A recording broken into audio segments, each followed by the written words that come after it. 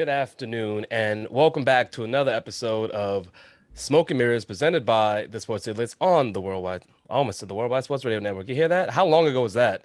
Oh, What are presented you by the Sports doing? Idiots. How did that even Bro, happen? you know what's Did you get funny? paid It's to say this? You can, you know what it is? I think like there's sometimes we just hit like automatic, and my automatic was like from like 4 months ago, I guess, or however You long have it a was. case of the Mondays on Friday, bro? Maybe presented by the Sports Hit List. Well, clearly that's how my Friday is going. Gentlemen, how you doing? Deck, how you doing? yeah, not too bad. Sorry, I guess I don't have the amnesia that you might have had coming into this show, but happy to be here. A big week in sports, a big week for my Yankees. I guess at this point, I guess we can just say that it's a matter of home field advantage. I'm just putting it out there. This energy, yo, it's funny because you go in and out of it. Like you love to just be like double dutching, just like, am I about to jump in? Am I not?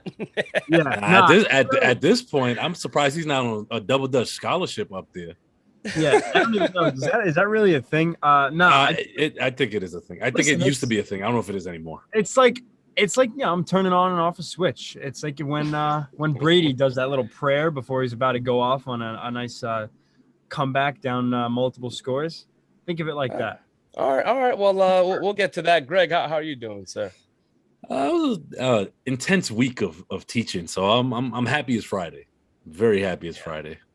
Starting to get back into the swing of things at school, so workload is piling up, and happy to be here.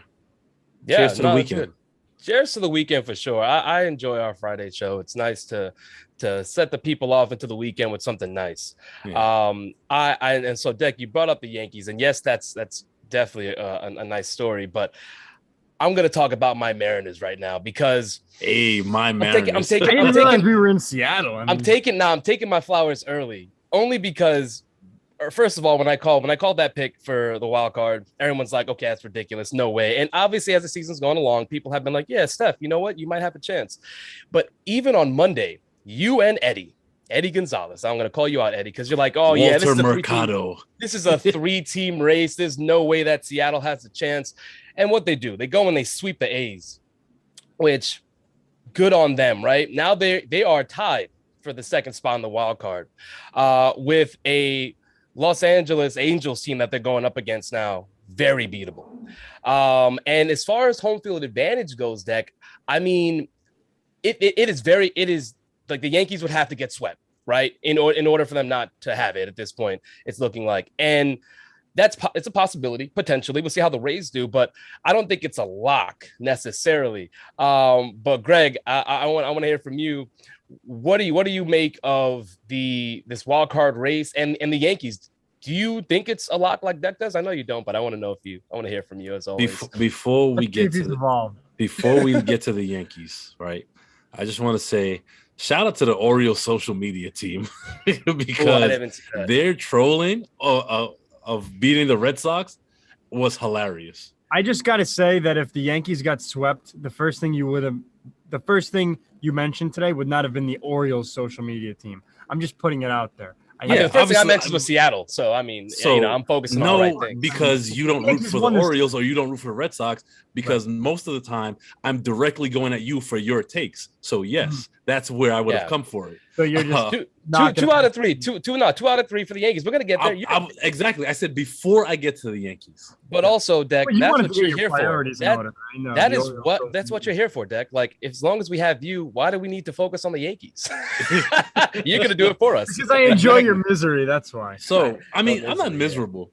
But what I will say is what the Yankees did in the 6th or 7th inning? I want to say was it the 6th? I want to say. We're talking about last night's game. Yeah, last night's game. Yeah, when they hit, what was it? Three home runs. Yeah, that right 5 there, of their 6 hits being home runs. That right there took Toronto's hearts. I said it in a group chat, and that is something that I've been looking for this team to do all year. And then their pen came out and shut the door, which is something they struggle to do. So good on them for winning 2 out of 3. Do I still think there's a chance they can't make it? Sure. Is it highly likely that they won't make it? No. Would I like to see it for this show's sake? Absolutely. No, forget the show's sake. No, that's what it's for. It's about. You would like to see it for your own sake. No, I don't care. Hold on. I'm not Greg. Does anybody believe that Greg doesn't care? For my own sake and for the show's sake, I'd love to see it. However, and it's okay. I'll admit it. Deck, I want you to go because there is something interesting that I kind of want to play around with that Greg mentioned last night. But yeah, Deck, gush about your Yankees, 2 out of 3. We talked about it on Monday. All right. It was like, hey, you could get swept here. You didn't. You won a huge game and your team is now up 2 games against Robbie Ray at that. That's the big thing for me. For Eddie, right? I did tell Eddie because we had Kluber going that game yesterday. I'm like, man, Kluber goes 3 1/3. Like, what can you expect from him?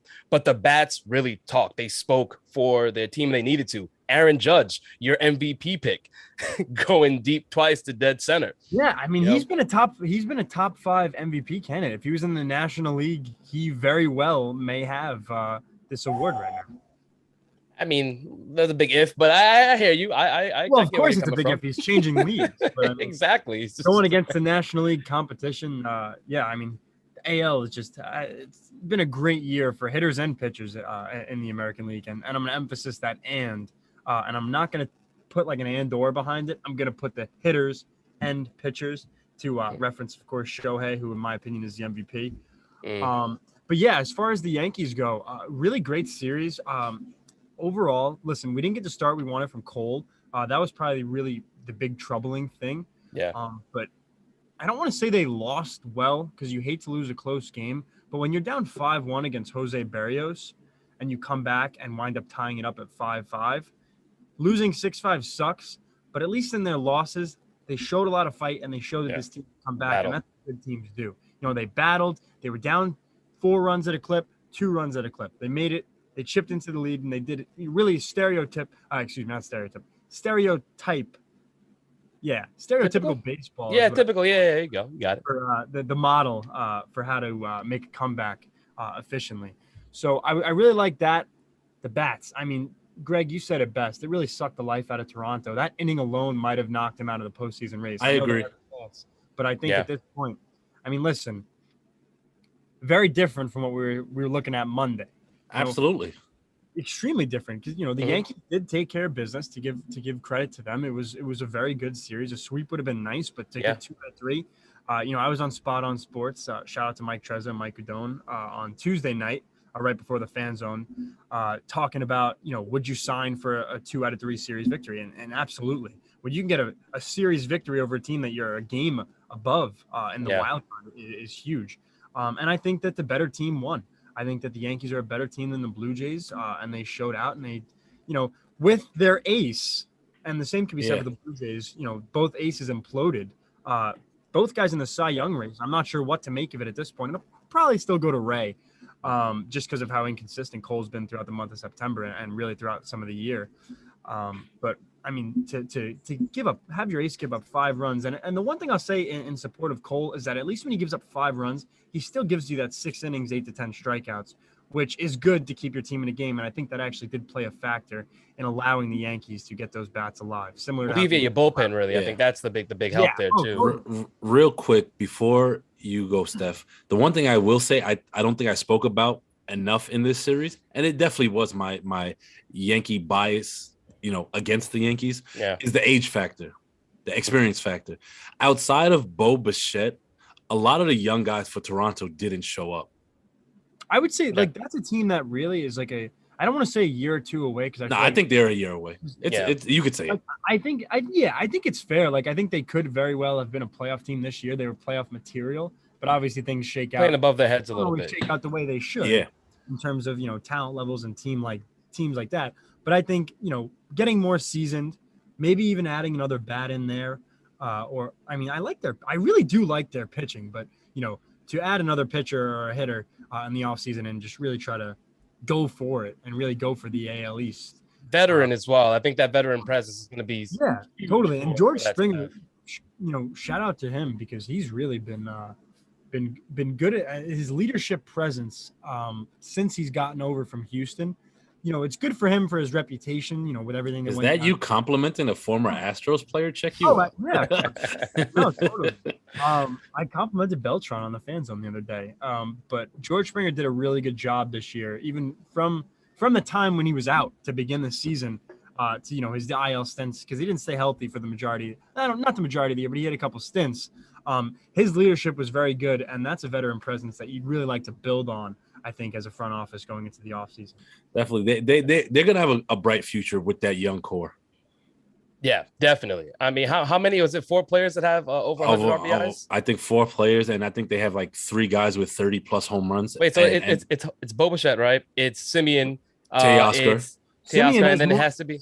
Yeah, Simeon broke the record for and then Vladdy. Home runs by a second shortstop.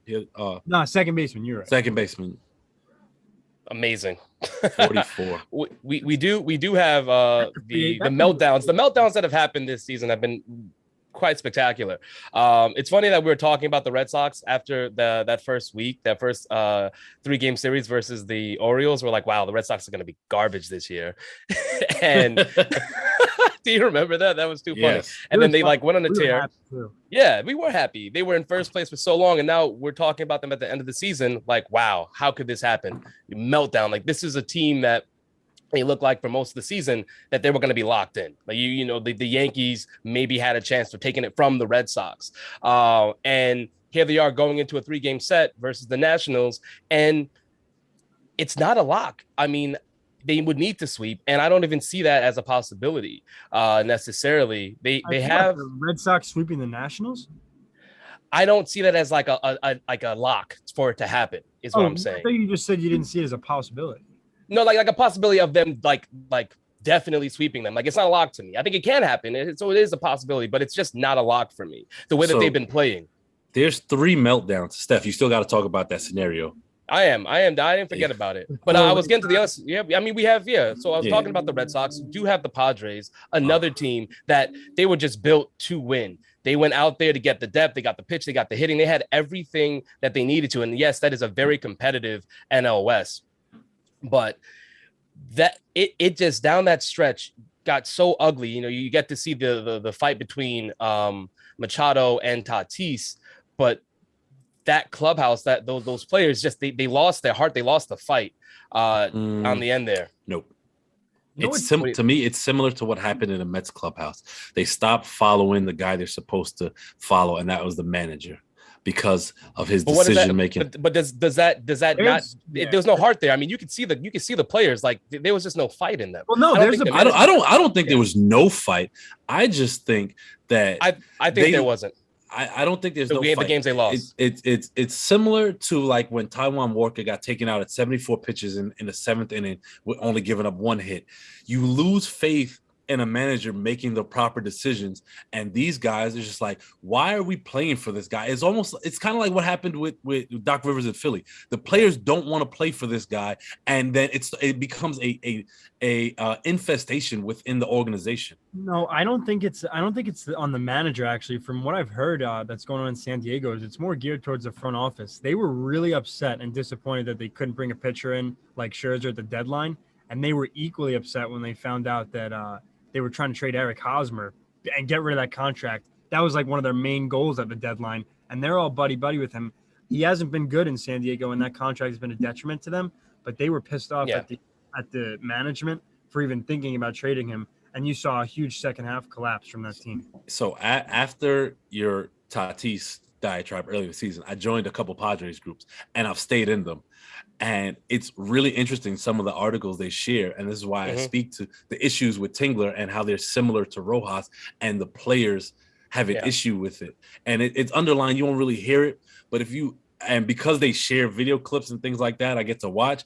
It's very similar to what happened with the Mets, but it's worse because their talent is so much greater than what the Mets had. Yeah, you're saying you have the inside track because you're in all these little Padre groups. That's cute. I like that. This is the team, though. And it's funny because if my Tatis pick was only about the Padres, that's all. Like, that's it. But how do you do that though? Like in baseball, that's tough to make up. Like, well, the Padres are gonna suck, but he's gonna be good. Oh yeah, no, exactly. Yeah. No, like literally, all it is was the Padres are going to have a regress and miss the playoffs. But listen, I didn't think that was going to happen. So, I mean, it's just hearsay. But I think it's very interesting to look at that. But yeah, that team as a whole, like they're going to be under 500. That's unbelievable. Yeah, I mean, it is. I would go as far as inexcusable. It's disgusting. It's really disgusting to see that. As a Padre fan, you have to be just pissed off. You should see the groups. Oh man, for like the last month and a half, it is intense. Even when historically, let's put it in the eyes of a Padres fan. Even when you're good, you suck. Like that's horrible. They can't even get a full 100. That was very accurate. Like they can't even. They with all the talent, like they should be fighting for that division.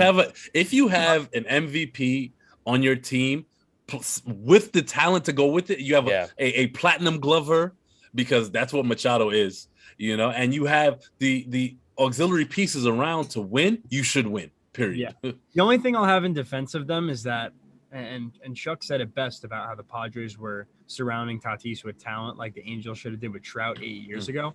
Yes. It's not that necessarily what more moves do we want them to make, but we can't sit here and act like they did nothing. And I think it's unfair for the players to do that because the reality is that they were really, and I know they lost out on the Scherzer Turner was never going there, but the Scherzer trade. They were really hard pressed on getting guys. They've made off-season acquisitions and they loaded that team with talent, and they were really climbing up. I think you give them credit. You give them credit for making the moves during the offseason, but during that trade deadline, they needed to do more and they just didn't. And I think that's where you criticize them because you saw like how that NL West was loading up and what the Dodgers were doing, and you knew it was going to be tight. The Giants had already they were running away or starting to run away with that division, and so it was going to come down to the wild card potentially for the Dodgers and for the Padres. And this is where I put the onus on Tingler, doing things like running David Weather's son, I forgot his name, running him out there running him out there as an opener, just getting shelled I think at one point they had either a 4-man rotation or a 6-man rotation. It was just too many moving parts, and the guys they were sending out there weren't ready to be out there. Well, that's also because they didn't have those guys. As good as their pitching was, I mean, we've seen it with the Mets in the past, and I hate to keep making that comparison. Where do you hate it? No, seriously. No, I actually do. Like he's saying that for the show. He's saying that for the show. If he was on the chat, he'd say something else. Because I mean, you troll us. Yeah, talking amongst your friends and putting on a show for people is two different things. Hey, all right, I hear that. Continue. Back to my point, so we can talk sports. Is that just the whole thing with? Well, yeah, now it is. The whole baseball thing we're going back to with the Mets and the Padres was that they didn't have the depth and they had a lot of injuries. So I wouldn't necessarily put that as much. And listen, I think Tingler should be fired just like everyone else. But to sit here and blame the manager for, personnel decisions that they didn't really have alternatives to that were solid. See, it's not the sole. So here's the thing. It's not the sole onus on the manager, but I think managers play a large part of it in how they handle a pitching staff. Yeah. Knowing when to take a guy out, knowing when to leave him in. That weighs on the morale of a team. If you got Joe Torre burned out bullpens. So did Joe Girardi. Dylan Betances hasn't been the same since that injury. Yeah. So, that's where I put the onus on the manager and the role he plays in the morale of the team by knowing when to push the right buttons. Like, Rojas pinch hitting McCann for Mazika in Miami is insane. Yeah. Like, I know things like that. Mazika, but I mean, I feel like the best outcome with him is like a chopper that like somehow it's not a move you make late in the game. Well, it's not a move you make when you're paying a guy $40 million to be your starting everyday catcher. Regardless of the fifth guy in the scale there, Mazika's been a 4A player his whole life. Well, he's 27 years old making his debut. I mean, yeah. This just proves your point of how ridiculous that move is as you delve into. And like, what was his batting average? Like 083. Like, I'm not trying to like. Yeah. Just to get back to my point at the top, Greg, all you've done is bolster it because you said no, but everything that you're talking about with Dex saying the front office and you saying the man, like it's the managing of the games that affects morale, which affects your demeanor on the field. And what I was saying is the fight was not there. So you have you were quick to say no, but all you did was support that. And that is what I'm saying. This team didn't have the fight and the fire that they needed to for being as good as they were. And that points are kind of intertwined. Yeah. And I never said that they weren't. Hi, college kid. There it is. I think I learned that in kindergarten. You're probably still doing it though. Yeah, I haven't done it. That's a really funny little comment. I haven't. There's an elective that you're using it for, I know. But yeah, I want to bring up the last one, which is the Mets, right? The Mets, to me, when you say meltdown, they weren't a team like the Padres that were built to crush their division, but they were in first place. Greg, for how many games was it? 103? 103. 3 days. That's disgusting. But see, I think listen, the Padres are a better and more talented team than the Mets. Yeah. But at the same time, that Mets team with all the talent they had on, obviously the big issue was injuries and guys just slumping and not being themselves this year, like a Caputo. But that's a playoff caliber team. I mean, we had Greg saying, he said in May, and this is not to call out a bad point, but just to allude to the talent that they had, and that was before Baez was saying that this was if healthy, a team with that could be in World Series contention because of their pitching. Yeah, that was before the DeGrom injury. Right. Yeah.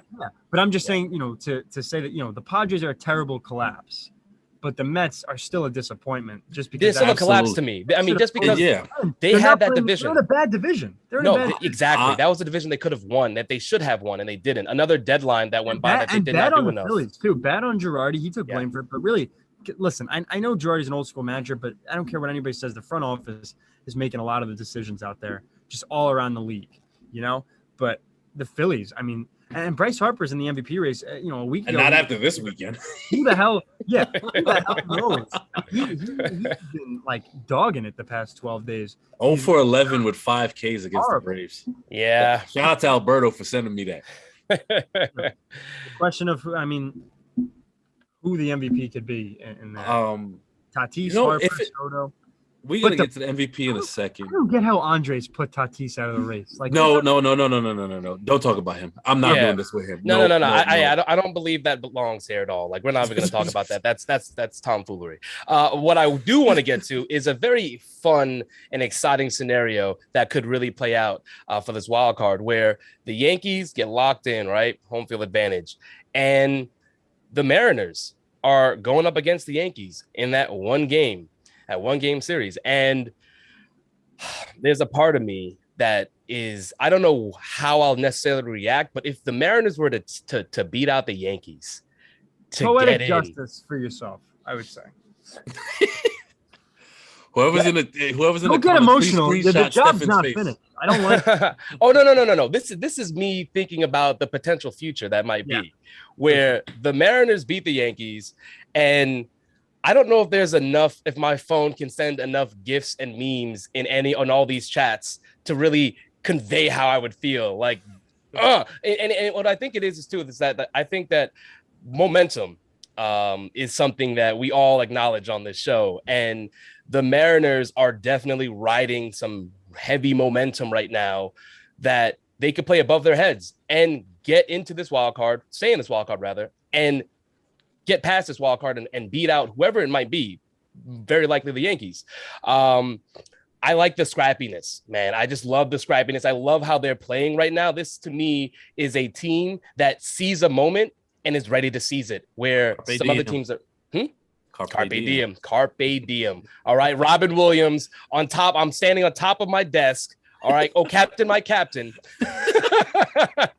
I hope our viewers got that reference. I hope they did. Dead Poet Society. If you haven't watched it, you should watch it. But yes, I just think that the Mariners are a team that I am so excited to see. Everyone loves an underdog.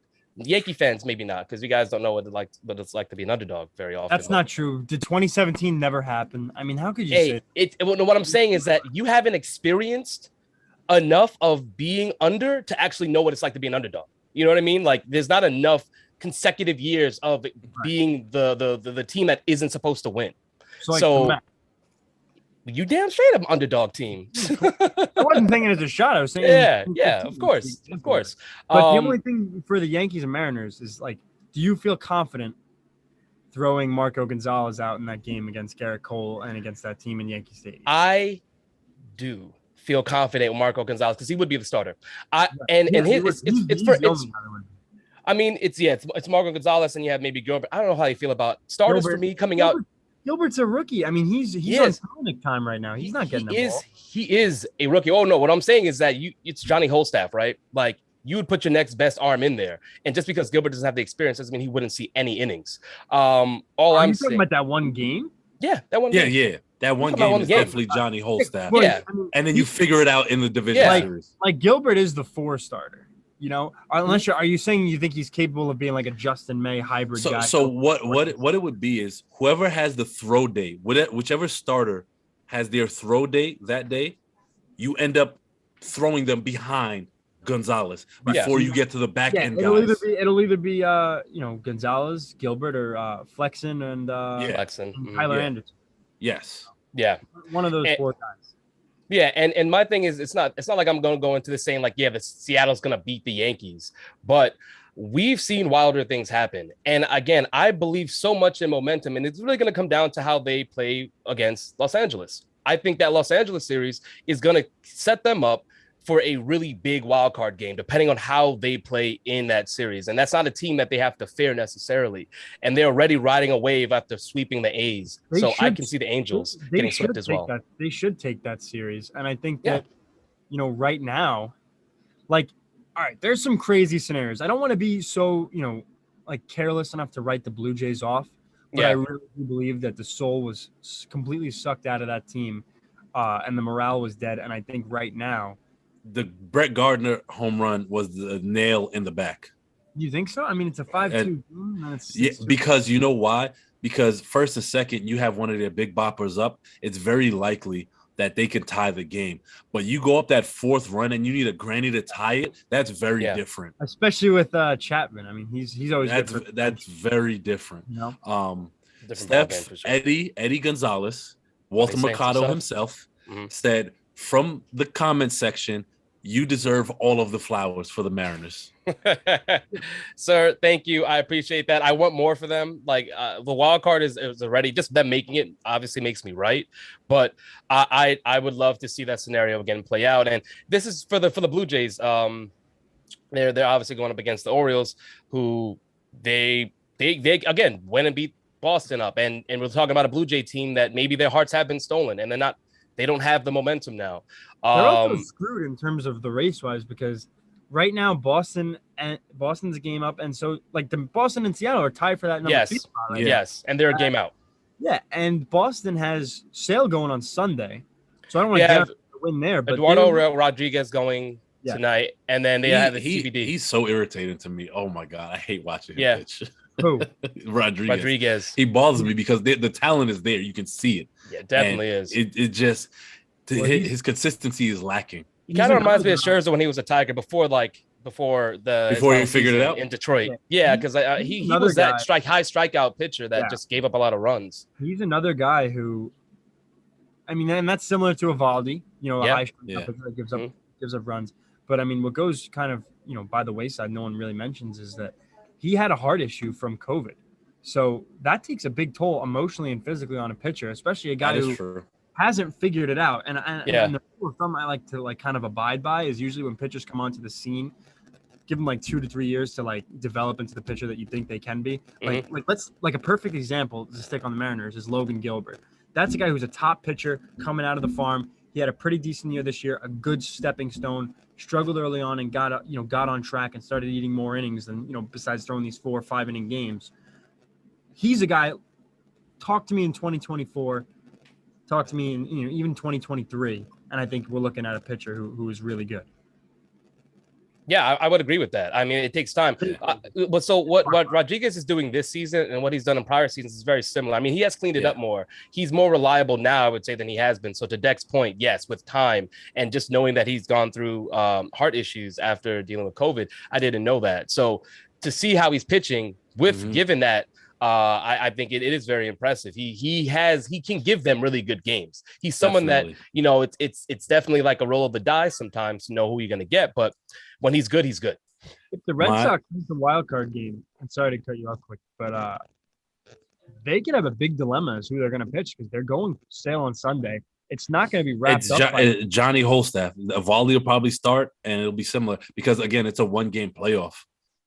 It's a little revenge game for Evaldi, although the Yankees tend to hit him pretty well. Two things before we close out the wild card. While I do think Toronto's hearts are left up in the Rogers Center, I don't know if they're at Baltimore or is Baltimore coming to them? Baltimore is going to them. Okay, so hopefully they can pick their hearts up off the field. But it's either going to be one of two things with Toronto. Either they're going to come out guns blazing because they're upset they lost that series, or they are going to get smoked. But the other thing I'll say is, if the Red Sox do not make it to this wild card game, we're going to have to add them to the list with the Mets and the Padres. Yeah, totally agree. I but agree. the one thing I'll say is that it's like add them to the list of disappointments, but I would say that the Padres are really on. I don't want to say in a league of their own, but I mean this is a World Series contending team. Yes. And I know the Red Sox are that team. I'm so happy you said that. I know the Red Sox are that team, but I'm talking about. I was referencing the hype train going into the season. The Red Sox. Like I remember speaking to a lot of Red Sox fans, like they just expected to be, an 85 win team. And the Red Sox, they're always due for that year where they wind up in last after they win. This is a team, they haven't made the playoffs since.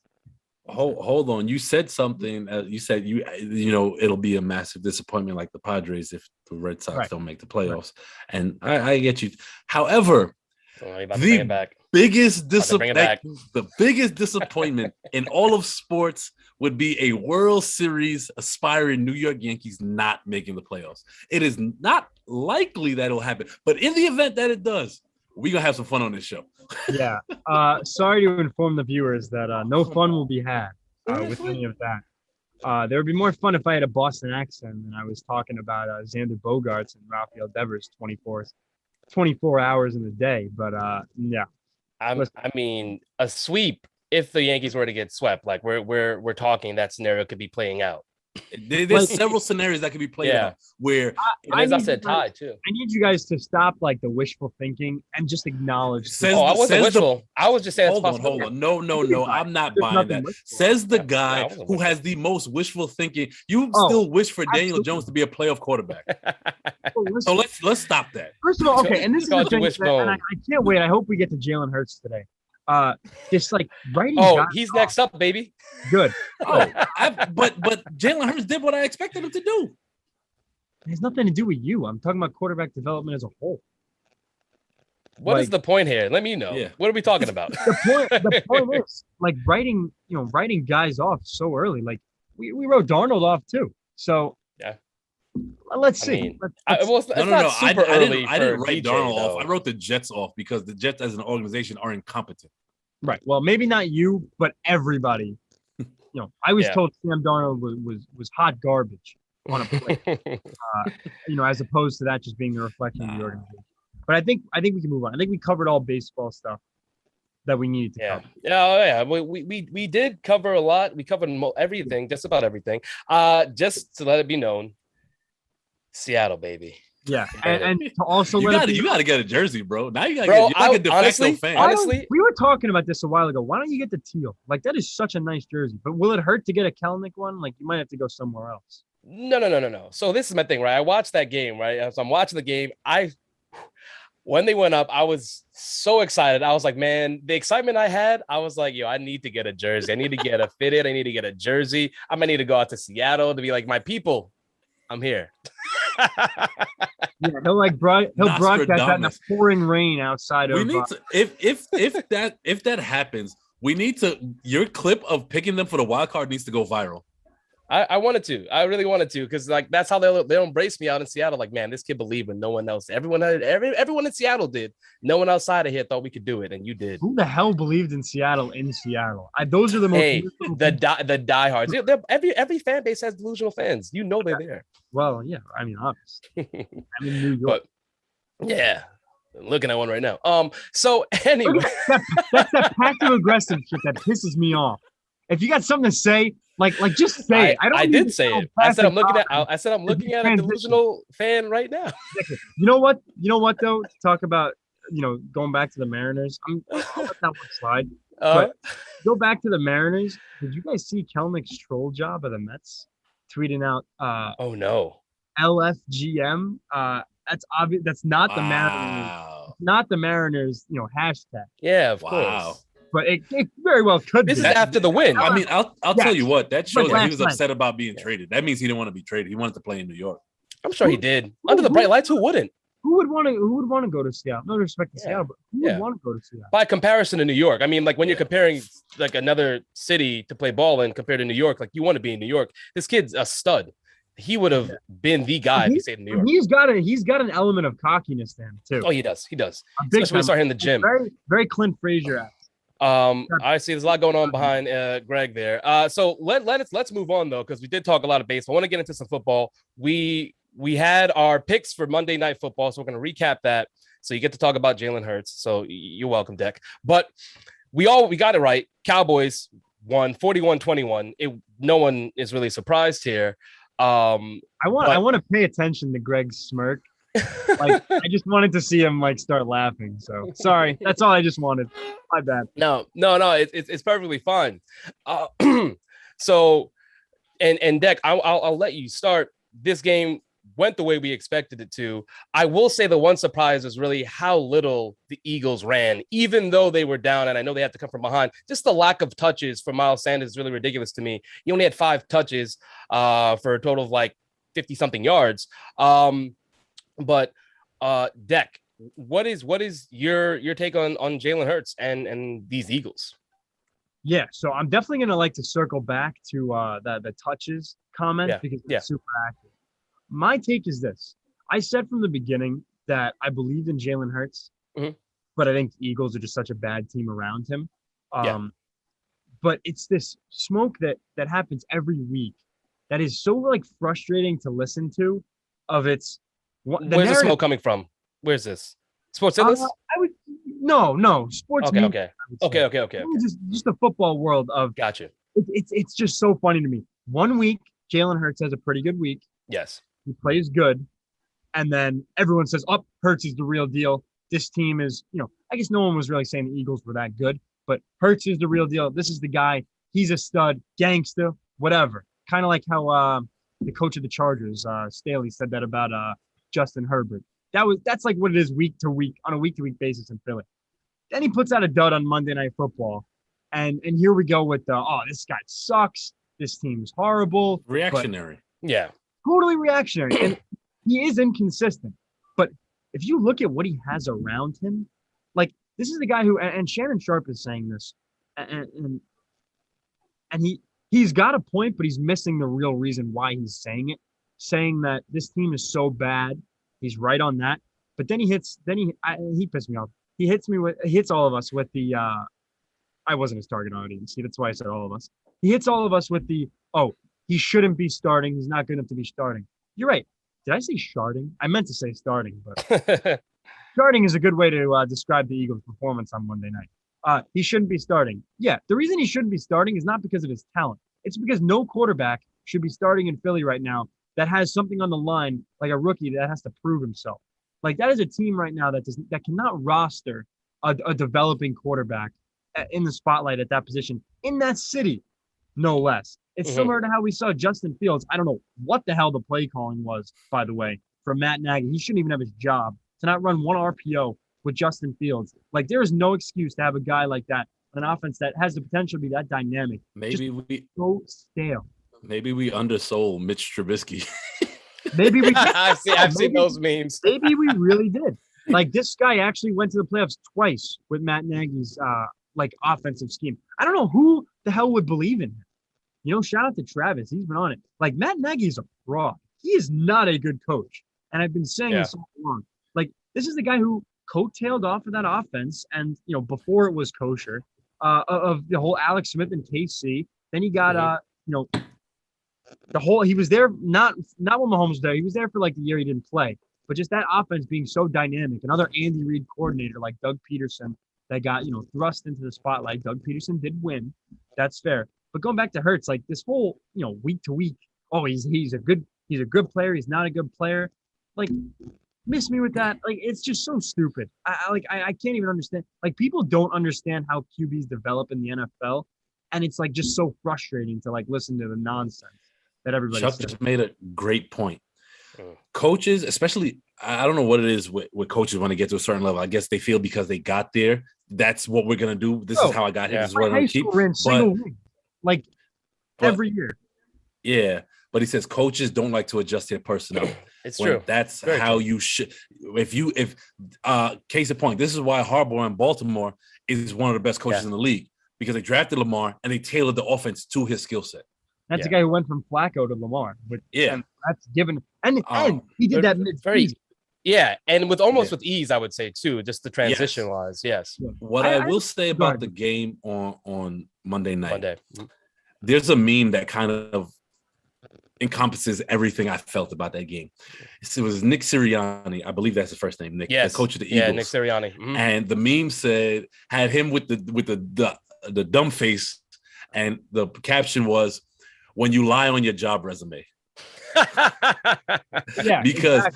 Because what I witnessed in play calling was, and this is coming from a guy who watched Adam Gase for 2 years. Atrocious. And suffered. All plays. And suffered. That was one of the worst games I've ever seen. He put Jalen Hurts in no position to succeed in that game. Yeah. Not at all. And I hope that they have the ability to run RPOs with a talented back like a Miles Sanders, and even have a talented backup in Gainwell, the rookie now, and they just did not utilize them. It makes no sense. And I knew that game was going to go that way because just Dallas is just more talented. And like I said, Dallas is the class of that division at this point.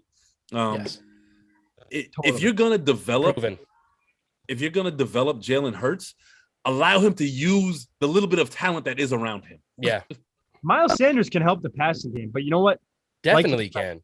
Lying on the resume, forget it. I can't even sit here and get mad at Nick Sirianni. This is on the Eagles. This is case in point why you don't fire a head coach 3 weeks after Black Monday when everyone else fired. They waited for that whole game 256 fiasco, and they blew him out because he's not a Peterson. Just the stock was rightfully sold, and now you go and hire a coach after most guys were already well into the search, and some guys even had agreements. It's foolish.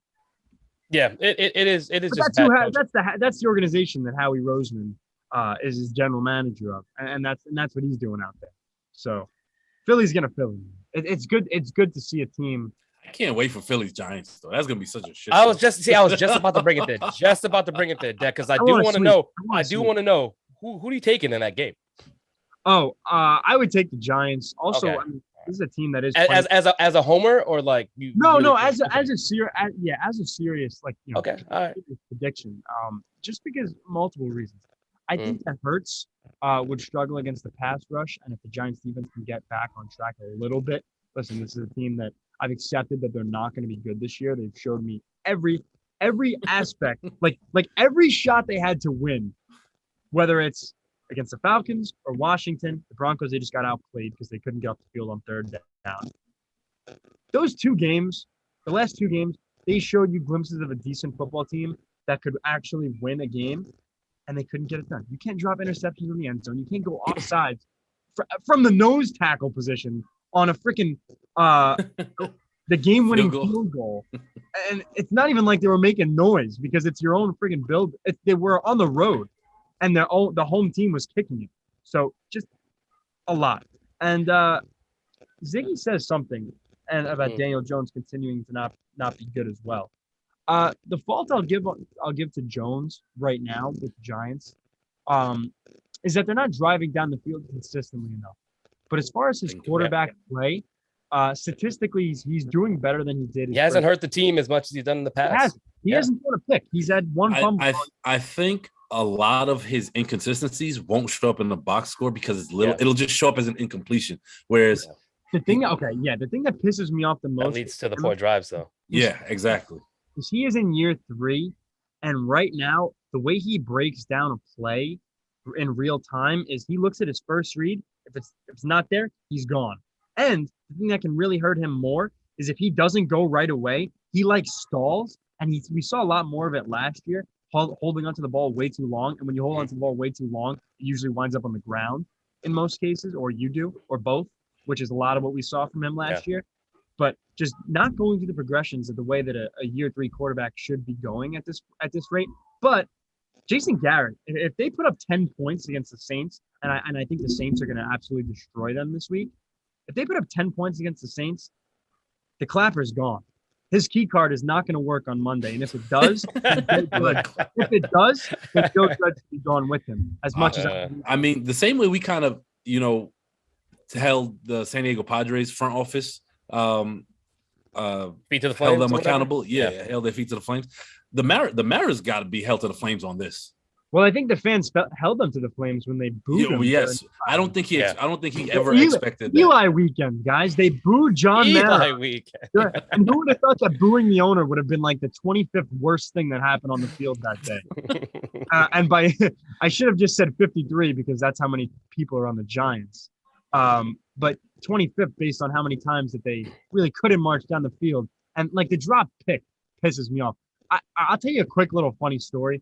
I was going from here to my girlfriend's dorm just so I could watch it on her phone instead of NFL. Quick walk. Mm-hmm. For some reason up here, I had the NFL, whatever. I have Red Zone connected to my internet provider, whatever. Fox wasn't working to get the Giant game on. I go across, it's 14 up. The Giants are driving. I'm like, all right, this game's going to OT or they're going to kick the game-winning field goal. I find out that they lost by a game-winning field goal. And the fact that I'm surprised by that, that's why I'm so upset. I was actually surprised that they found a way to lose that game, which is just. I will say one thing about this. Week 12 is when the Giants are going to play the Eagles. All right, and we shall see how that goes. Time from now. It is, and I honestly, what I think we're going to see a different Jalen Hurts for sure. So I don't know if the pass rush is going to be enough. I think he'll start to get more comfortable in that offense, but I'm excited to see what that game looks like. Not similar to the Falcons, but it should be fun. Well, there'll be something to play for, even though they're two bad teams. Yeah, yeah. We'll be talking about it. For sure. Unless like the Cowboys, unless God forbid something happens to Dak, and then they wind up like 6 and we're not going to put that into the air. We're going to delete that from this episode. Don't even put it out. I mean, hey, that team. We're talking about a bad coach, and we have another bad coach out in Jacksonville that had a game last night. Talk about this Thursday night football game, another Jaguar loss, which at this point is like it's automatic. You just expect it to happen. I wouldn't say that though, because I felt as though going into that game, I had a real temptation to take the Jaguars as an upset. Yes, as an upset. Exactly, as an upset. But I think going for the Jaguars at this point, it's like, okay, you're hoping that something breaks right and that the Bengals don't perform well. The Bengals have to perform poorly for the Jaguars to win. The Jaguars are not winning on their own skill set alone. I just don't think that Urban is the coach that can put them on the path to victory the way that they need to be. He's just not putting and Lawrence has a lot to blame, although this was his best game as a pro. Clean. It was best game we've seen from a rookie so far this year. Urban Meyer makes me sick. Yeah, I agree. 14 zip going into the half. Yeah, and they lost. I agree with you guys on Urban Meyer. And he's just not a good coach. But the Jaguars did outplay them the first half. And listen, as much as the Bengals, but good teams close games. And well, the Jaguars are not a good team. Exactly, and I just don't think they're a team that you expect to win. And the Bengals did exactly what they needed to do. They're 3-1 right now. They were 2-1 going into this game. They're just a better team.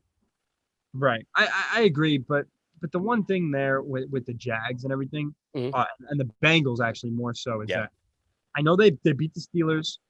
I think that they can make some noise this year. You guys know I've always been a big fan of Joe Burrow. I think I know you got to reference some stuff in the comments, Greg, but I've always been a big fan of Burrow, but they're always eligible for a dud. This is not a proven team. They're 2-1, or now they're 3-1. But going into last night, they were not a proven team. And I think last night, really, the Bengals were able to come back and win. And that's something that you got to credit Joe Burrow to. But I don't, for the Jaguars' sake right now, it's not that it's not about winning games, but it's about developing Lawrence and trying to build something. And of course, you want to win.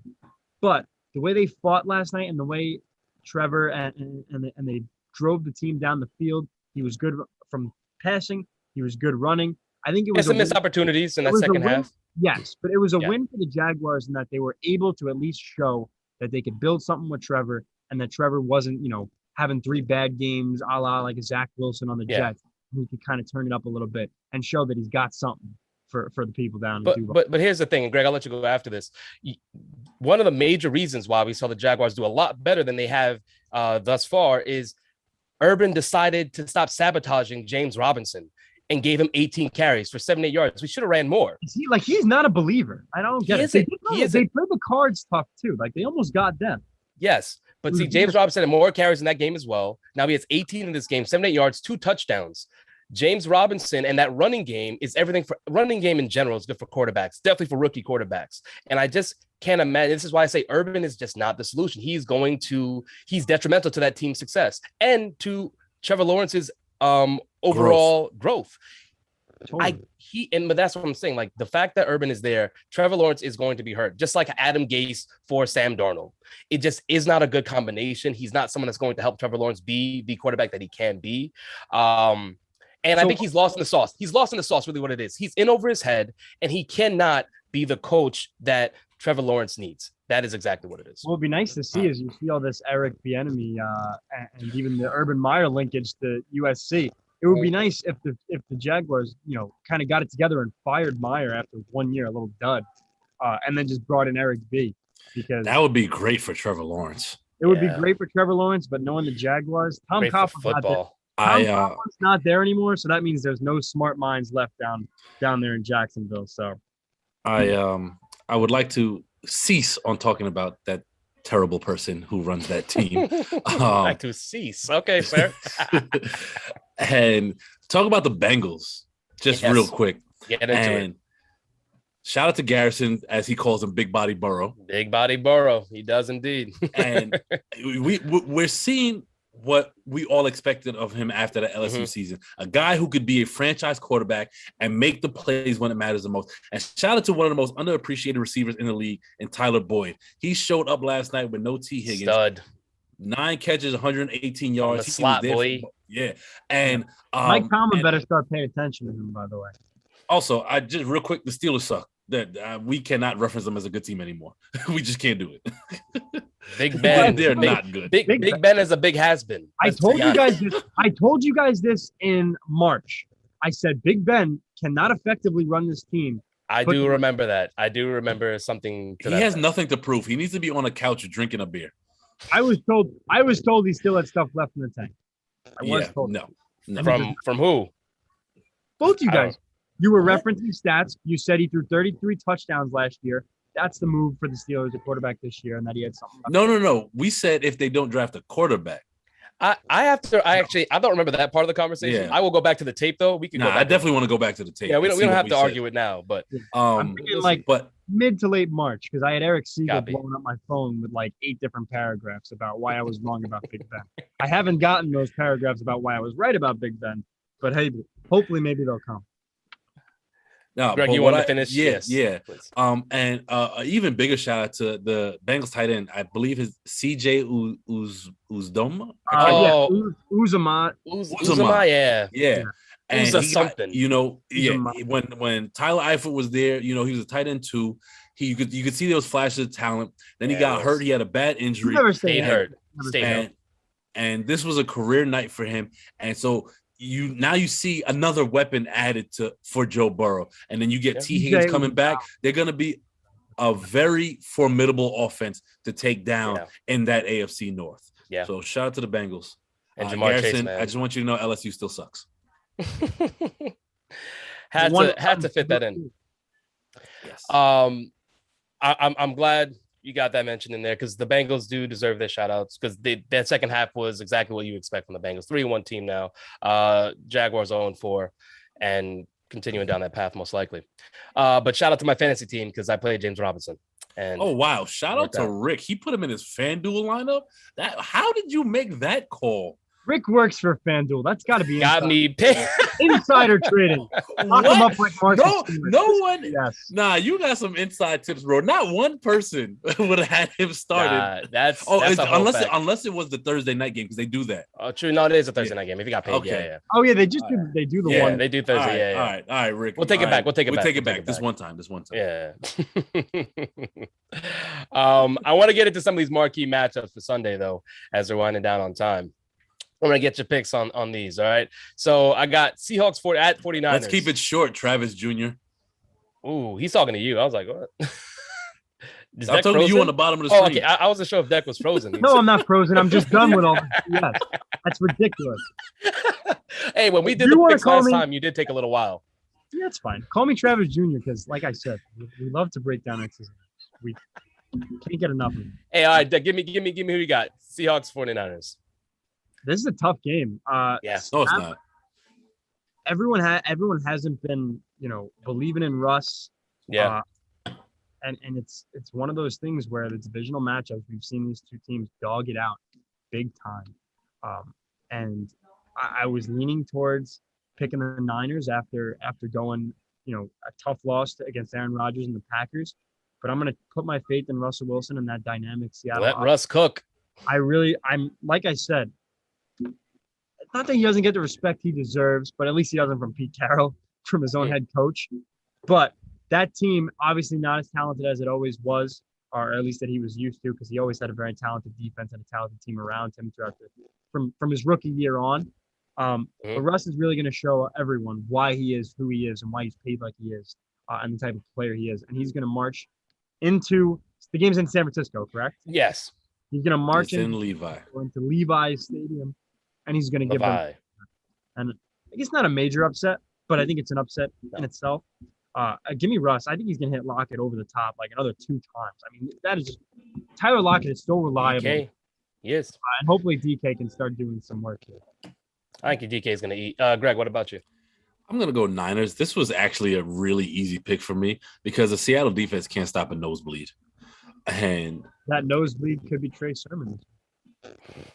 I wish. I need that. Should I not say that because you're trying to trade with Travis? Like, should I tell him, Travis, you need another tight end to go is Evan that Ingram that was impeccable timing, sir. Love it. So, he's speechless. Yeah, I know that was a good one. That was a good one. That caught me off guard. But I think even if you let Russ cook, it won't matter. Because San Francisco defense can stop Seattle. And even with the mess in the backfield, I don't see George Kittle. I see George Kittle having a big day. Deebo Samuel just destroying their secondary. It's gonna get I think it could get ugly for Seattle. And shout out to Paul Austin for picking the Vikings, because that was a really good pick last week. I am very weary. I think the whole rules of 3 thing, betting against guys against losses. Mahomes lost twice in a row. It would be very weird to see Russell Wilson, the competitor he is, go out and lay an egg against the I don't know. I don't think Russell lay an egg. I think they're going to put up points, but I just don't have faith in the Seattle. The worst defense is going to be the reason why Seattle loses. I get you. Deck, I agree with you. Well, Greg, you made good points, but I'm not betting against Russ. I'm not betting against Russ. sometimes all it takes is a bend don't break. Like if the Seattle D just doesn't break, I can see. Hear me out. I'm gonna say something wild. It's gonna sound wild, but there is validity to it. If the Seattle defense was as decent, maybe as the Jets pass defense, I knew you were gonna go there. The Jets pass defense has been better this season. Statistically, yes. Yeah. And that's how bad they are, that they make the Jets look even better than what they are on defense, pass defense at least. They would have. I would go with Seattle, but this defense in Seattle is just so incompetent at holding leads. I don't see it happening, especially at San Francisco. Levi's, it can get real loud, kind of like SoFi. Yeah. So we're talking about it on Monday. Steph and I are on the same page of sometimes when breaking down games, paralysis by overanalysis is really real. Sometimes it's as simple as just let Russ cook, and that's all. Sometimes that's all. That's all it is. That's my reasoning for it. And I think I don't think it's over analysis, though. I think it's the right analysis. I just will not go against Russ at this point. So let's move on, though. Panthers at Cowboys. All right. Greg, I got you to start. Who do you have in this matchup? When I tell you in my work pick'em, I had so much. I told a guy who runs it, I said, look, you're not getting this till the end of the day because I can't pick this game. You can't pick this game? I would no. That's what I said because we have to give our work pick'ems in Thursday before school work ends. And I was just like, nah, you're not getting. Usually everybody gives it in the morning. I'm like, nah, I need to hold on to this. And that game That's gave a very me the Travis thing to do. Just a heads up. Sorry. You know what? You are right. I've seen him do it on Sunday. Own it. I absolutely. Travis syndrome is running rampant in the sports hitless streets. Clearly, because it's taking a while to get to your point. But I ended up going with the Cowboys, and here's why. This is the Panthers' first real test, in my opinion, and I don't think Sam will have the answers for that offense. Wow. Okay. And also on the flip side of that, the Panthers' defense is solid, and it's probably the best.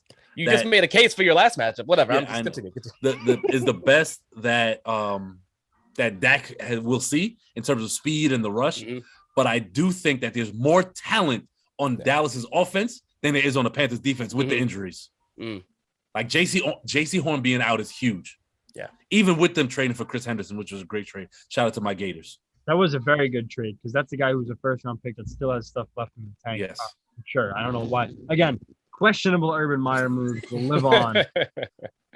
Who you got, Deck? Give me the Cowboys in this one.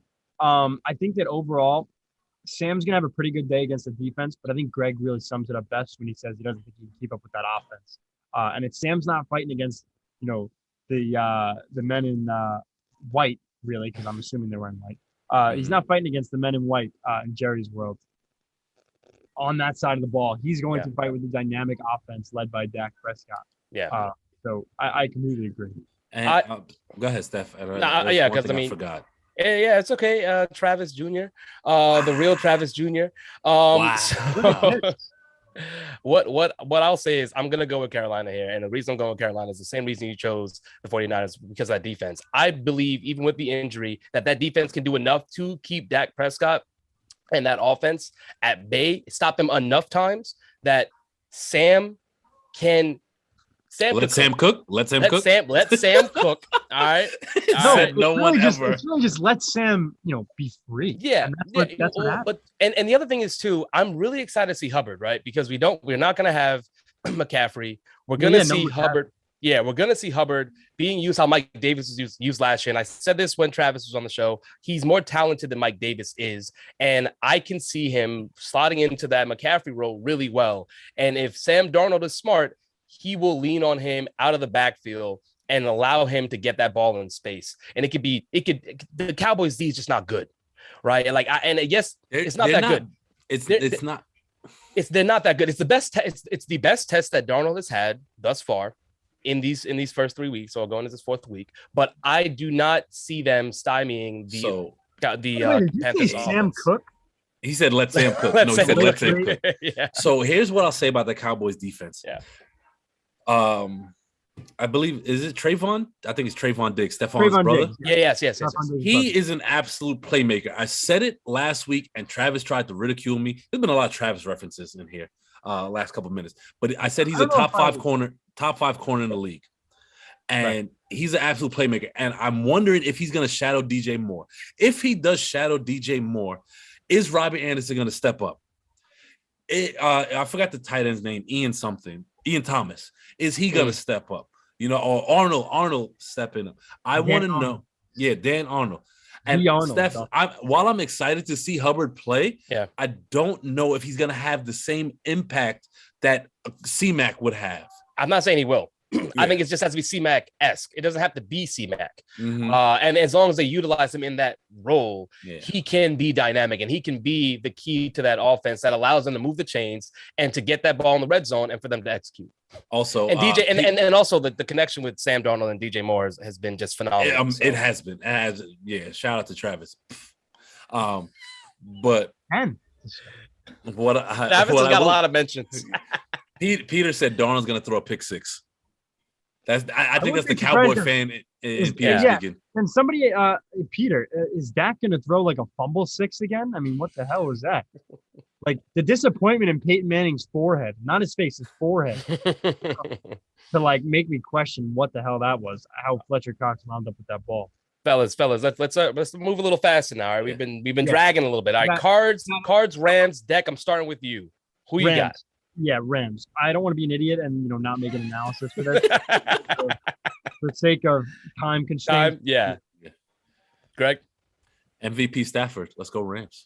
We all got Rams, baby. I'm not going against my boy Stafford right now, especially for fantasy purposes. Ravens, Broncos. That give it to me. Same deal. Give me the Ravens. I think as good as the Broncos have played so far, they haven't played a team that's gotten a win this year. They're about to lose. You're saying, all right, undefeated. I'm sorry to Andrew. It's going to be a blowout. I really see it that way. They're not going to play competitive football against the Lions. Blowout. I mean, that's a good Broncos D though. It is a good Broncos D, really but I trust Lamar. I don't care about the back injuries. I trust Lamar to be busy and have a day. And a porous run game right now too. I mean, it's just Lamar. And can we rewind that back? Teddy B's gonna have. I trust Lamar to get busy and have a day. I need that. I need that bite. I need that sound bite. Nah, it was just amazing to hear it. I loved hearing it. So it did happen. I need that. Happen. But yeah, Greg, who you got? The Ravens before. Yeah, I agree with all you guys. I got the Ravens. I think Denver's gold. Yet. Teddy B's got a huge test. Yes. I'm excited to see what he does against his defense, but I'm going to go Ravens as well, even though I do really like that Broncos D. And I mean, it really comes down to me, the passing game. Like, is Hollywood going to drop another, 3 potential TDs? Boy. Bateman's on the mend, so this guy something to think about. 2015. No, I don't. I mean, those are good days. All right, moving on. Raiders, Chargers. We got Manny's Raiders going after the Chargers. Deck, who do you have here? Undefeated Raiders team. Yeah, undefeated Raiders team. But the Chargers have sick momentum. Do they? Beating the Chiefs. Justin Herbert. TD Herbert. I just keep reminiscing about how if I was a general manager, he'd be a giant. But oh well. He's going to not blow them out. It's going to be a close game because I got to shout out Manny. I really didn't see that. I don't think any of us saw the Raiders being good at all.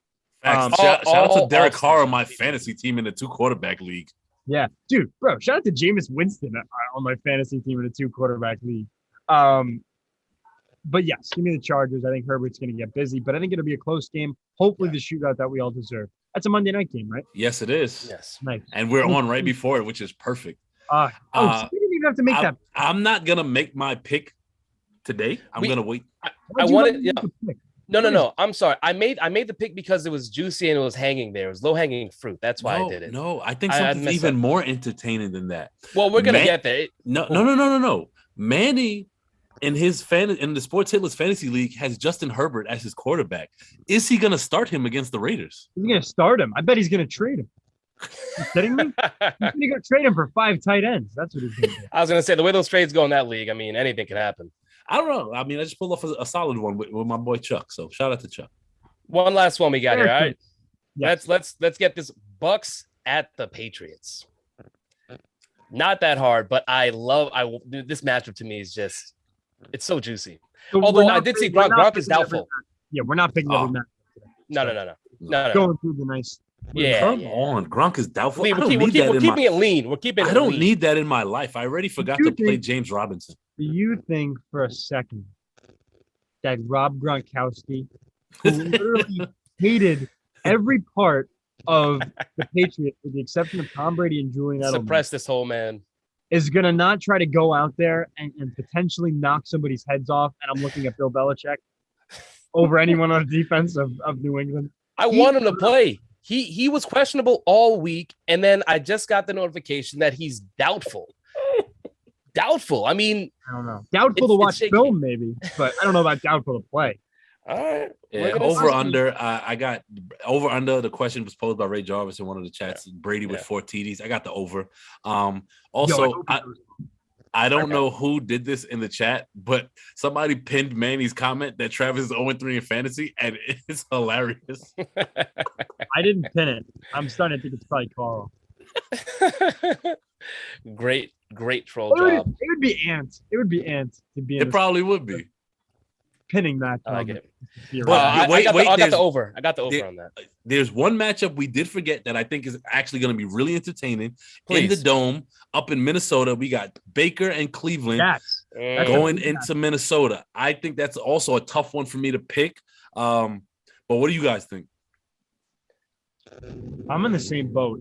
Like as much as I'm playing both sides. As much as I want to pick Cleveland because just of how dominant they were. But I also got to remember that they were playing the Bears, led by public enemy number one in my book, Matt Nagy.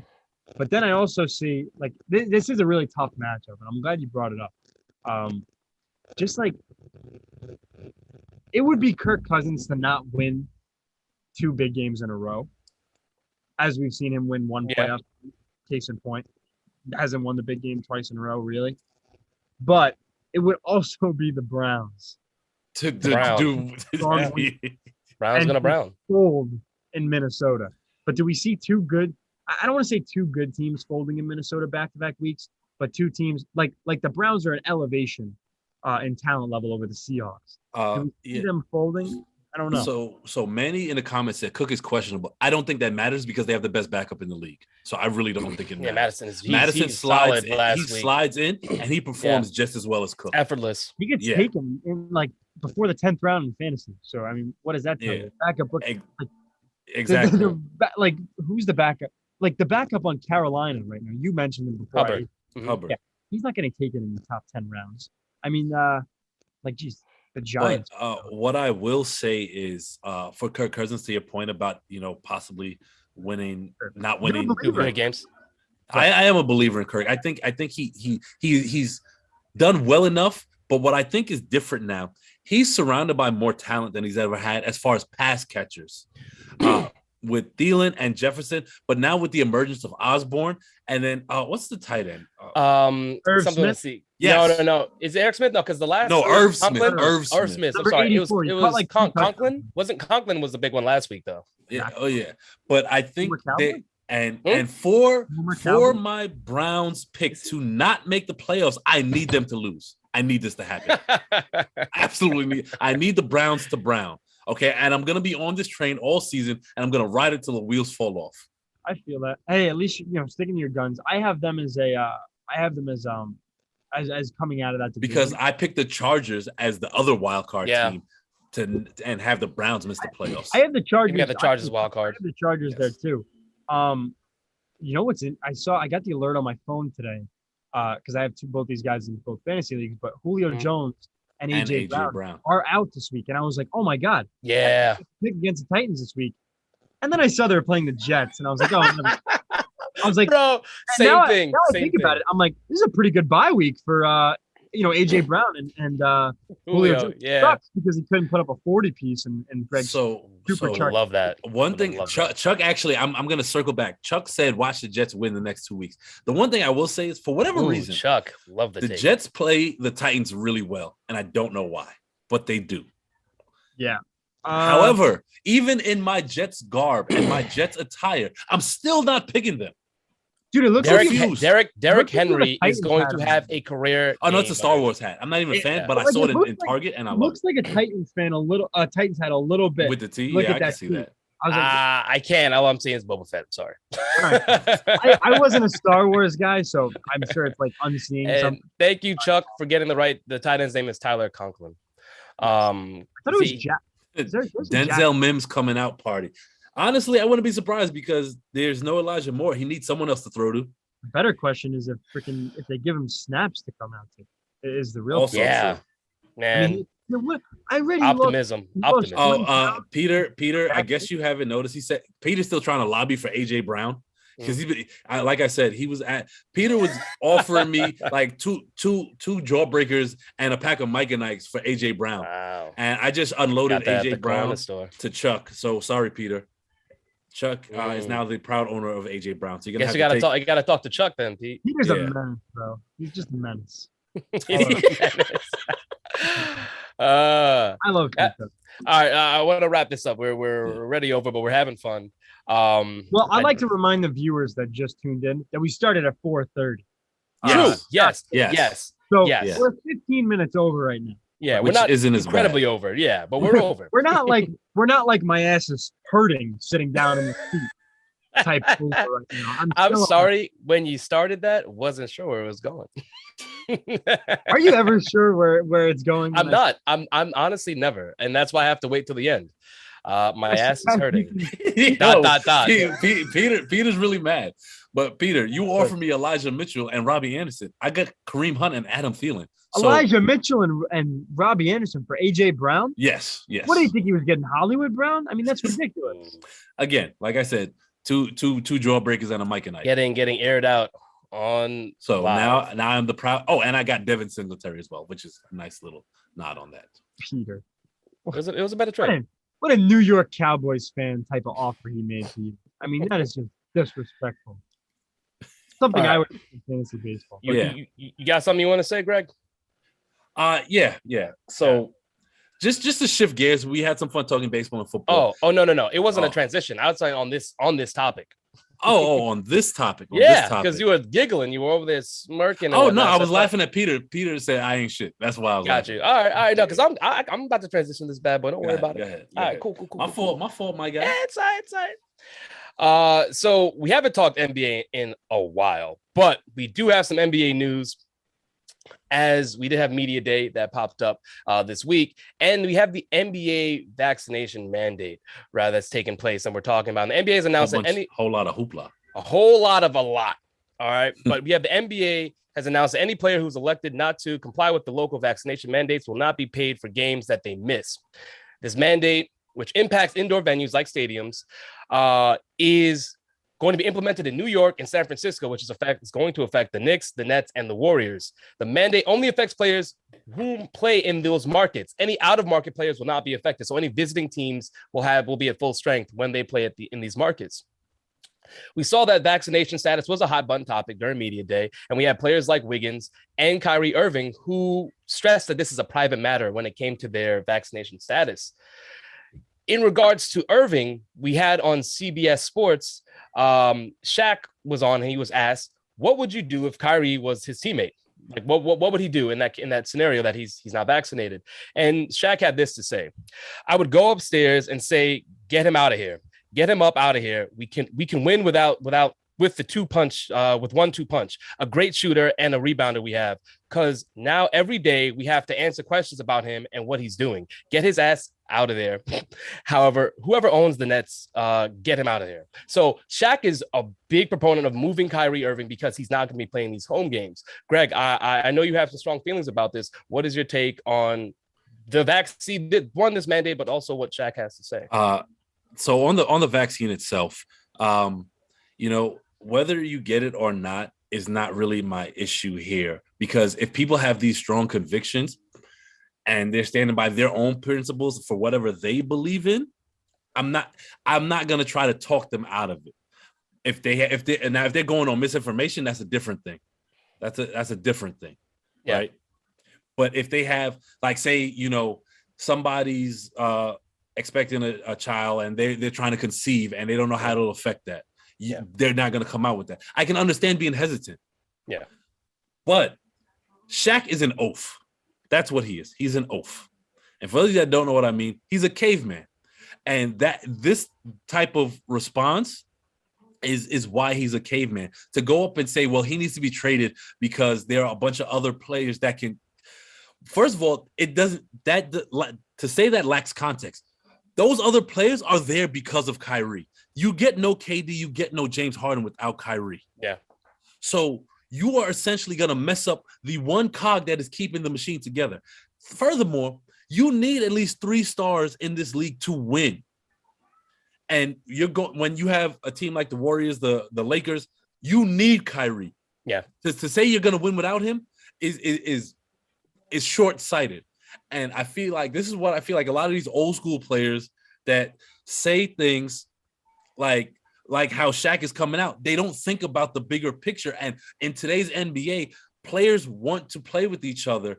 And the player that got them there is going to be shown that respect, which is why when the Nets went out, if this is true, went out and wanted to trade Kyrie to Philly, KD was like, no, I'm not standing for that. because there's a reason they're all together. And so for the reason I have an issue with Shaq can feel whatever he wants to feel about the vaccine, but you have to also take into account how these players got there and why they want to be there and the goal they have. Yeah, I think a big thing though that you alluded to was that you got to win with 3 stars in the league, in this league. Yeah. Kyrie's going to play half the games. So if Shaq's thinking they're going to get a star back, I mean, Ben Simmons is not that guy. I'm going to resist saying not that guy, pal, but he's not that guy at all. So it's going to be very tough to win when you got a guy who's playing half your games. I mean, he's going to play only if he goes to he goes to San Francisco, right? Like if he stays in New York, it's only those 2 states that have the mandate where they're affected. But let's just talk about, Kyrie now. Yeah. He is a guy who's missed games besides, whatever mental reasons he had to miss the games. Yes. And stuff like that. With load management in today's game, I mean, I made a joke today in my presentation. I said, he's going to play half the games. Who is he? Kawhi Leonard? He shot this big. Maybe I was Greg a little bit. Quiet. Yes. It was not quiet in there. It got a very nice reaction. But it's funny because he's looking at wait. What have we got? Keep going. Keep talking. Keep going. Yeah, keep going. If we got half the games that he's going to play, and now he's going to probably miss more on top of it, like I don't expect him to be consistently playing. Like maybe that's the load management. But that's a tough life to ask a guy to go out on the road every time he touches a basketball, and that's what his home arena is, a hotel. That's going to be a problem. And if you're going to try to compete with the Lakers, he's not even going to be able to play against the Lakers if things hold up the way they are, which you never know what it's going to look like, come June. Mm-hmm. But right now we're looking at a guy, at least for, the NBA, are they using scare tactics? Sure. But you're looking at a guy right now who's going to miss a good majority of your games. And when he's not playing, I can see why Shaq would say something like that. But at the same time, Shaq is always going to he always has that kind of opinion where he's never kind of opinions. He's never a gray area guy. No, he's not. Shout out to Ray J, of course. But he's going to take one side or the other, and he's going to go full extreme. And in this case, he went full extreme against his Uncle Drew co-star. Whoever thought that would have meant a little bit. Now they got their bag. He got his bag. He don't need to talk to him no more. Greg, what is it that you have to say? In terms of Kyrie, because I just want to say that Zig is in the chat and he said, "Shut your shit." I'd like to make reference. He said it about Greg. The Kyrie. Oh yeah, I'm saying it to Greg, not to you. Yeah, I already knew that. Oh, whoa. We got a special guest. Look who just came from school. She is happy. Big smiles. Hi. No. She's like our 4th host. Our 4th co-host, like a 3rd co-host. I think she's the favorite Polius on Smoke and Mirrors. She might be. Oh, KJ, you want some attention too now. All right, back up. You do too much now. Can I ask KJ a question? He can't hear. I'll relay the question. Ask him this.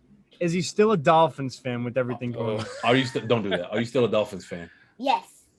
Still a Dolphins fan. Yes. Wow. And he lets me know every week that the Jets suck. Him and Rick. Can you ask him next? All right, enough. And Greg here. All right, now y'all gotta go. Now y'all gotta go. Bye. The Jets suck. Look at this. Did anyone just hear that? Yeah. I gotta go beat him up after. I was gonna ask him. I was gonna. My next question was gonna be: has he noticed a change in your behavior since football season has started? Wearing green, watching them lose. Every time I put on something Jets related, he talks smack. So out of pocket, but it's so funny. Yeah. What was I gonna say? What were we talking about? Kyrie not being able to play home games. Yeah. In a regular season, right? And I'm gonna give a take in a second. In the regular season, it's not we've learned that the NBA regular season has become an afterthought. There will be load management. The Nets can win because there are enough bad teams. If Kyrie misses 41 home games, the Nets can still win without him in the regular season. In the playoffs, however, I do think, this is my take, that he will get vaccinated before playoff time, and it will become a non-issue. I agree. Like there's too much at stake here. Too much on the line. And I respect Kyrie's beliefs, for not getting vaccinated or whatever. But I think come to a time where if you look at the kind of whole, I'm going to call it the Kyrie sphere, and I'm gonna say Sphere or whatever. Sphere. Yeah. Yeah. I know. I just realized it was a tough word to say for me for some reason. I don't know. It just was. I'm gonna say that obviously, flat Earth, little pun there. The flat Earth thing came out. He was missing time. He was missing time during the regular season last year, and he wound up not missing time in the playoffs. He got it together. Greg, I think you're completely right. I think we're looking at a different narrative. Maybe even come January. I think he'll wind up caving and getting vaccinated because he'll do the proper research and really research everything. And, it's a private decision, but I think, when push comes to shove, he's going to look at everything and he's going to kind of get with the times and get vaxxed. The chat looks like it's kind of split right now. What do you think, Steph? I'm seeing it. And Rick did make mention as far as like the home games that they're going to miss is predetermined. That's not including any injuries. So there could be additional time on top of the 41 games that they're missing, which is very true. And Rick's right, because he's going to take off time. Well, not the mental health time, because he would have more of that, right? No, not that. Yeah, not that. I'm just saying, just in general, with load management and with the wear and tear of an 82-game season now, especially because it wasn't 82 games last year. Yeah. The wear and tear now, we could see something. And Kyrie's always, I want to say always been injury prone, but a lot of basketball players are just because of the sport. Like Greg says, running up and down the court, for it's a long season, October to June, or really like November to June is a really long year. But another guy. Is that your blanket giving us static? Was it? No, I don't. No. I don't think it's me. I don't know. Maybe it was. But another guy I'd like to kind of get at, just for the hell of it. You got enough smoke in the comments. Might as well a little bit. Let it go. I read a tweet from Ted Cruz. Always a go well. Probably. Yeah. And he said, "I stand with Kyrie Irving. I stand with Andrew Wiggins. I stand with Jonathan Isaac." What a clown. Who else did he and I stand with Bradley Beal. He said this. "I just want to let everybody know this is the same guy that at his presidential campaign rally in Indiana in 2015, he referred to the rim as the ring. And he had to play Jimmy Kimmel in one-on-one basketball. So I'd like to have Ted Cruz keep to himself, because usually when he goes on Twitter, it doesn't end well for him." I mean, he's just pandering. He's doing what politicians do. He's pandering. The guy doesn't care. When they were talking Black Lives Matter, he didn't stand with them. Bingo. So I don't want to hear from Ted Cruz. I didn't know he tweeted this out, but he's a clown, and I expect him to do clown shit like that. You're not wrong. You're not wrong. I want to hear your takes on this, though. Greg, I'll start with you, because we did mention that the NBA, now these players are not getting paid a game check anytime they miss. So it's not just that Kyrie is missing 41 games and he'll be chilling at home having fun. He's not getting paid now. That was not a part of the CBA. And I think that's the key issue for me is that whatever is stipulated in the CBA should be what's governed through the year. And having that aspect to me, I just think that the Player Association they cannot condone that. So what do you think about that aspect of this new rule? So that's actually new to me. I thought it was just kind of treated like a suspension. I didn't realize it wasn't a part of the CBA. And I think, my thing is, I don't know if and I shouldn't say this as a fact, right? The CBA when did they certify that? Was it not a year ago too? It was certified long, I think, prior, but I can't imagine that they have a stipulation in there for the vaccine and people being vaccinated, specifically. So I don't think there's verbiage in the CBA that can cover the NBA in this case. I think why it's not in the CBA, because they're going.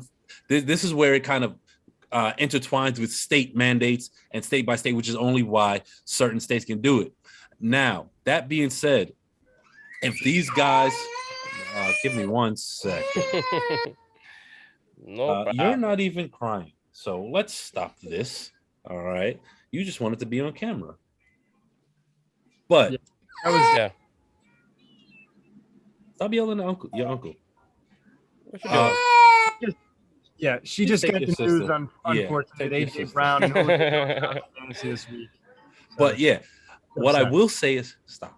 What I will say is,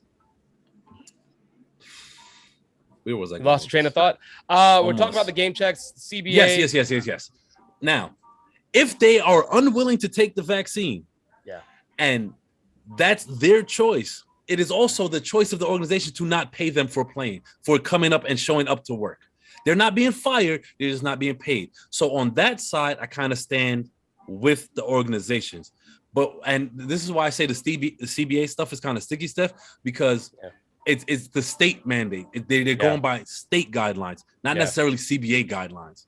So that's why I'm okay. If they're saying I'm not going to show up to work, then you're not going to get paid. Yeah. Is that the smoke and mirrors first? I don't think Greg has ever sided with an organization. You are probably right. That might be a first. I also want to shout out Manny because he put in the chat. Kyrie stands to lose $16.4 million for the number of games, $400,000 a game. So 16.4 million. It's not a small chunk of change. So it is not. You feel that. Deck, what is your take though? What do you think on this as far as the game checks?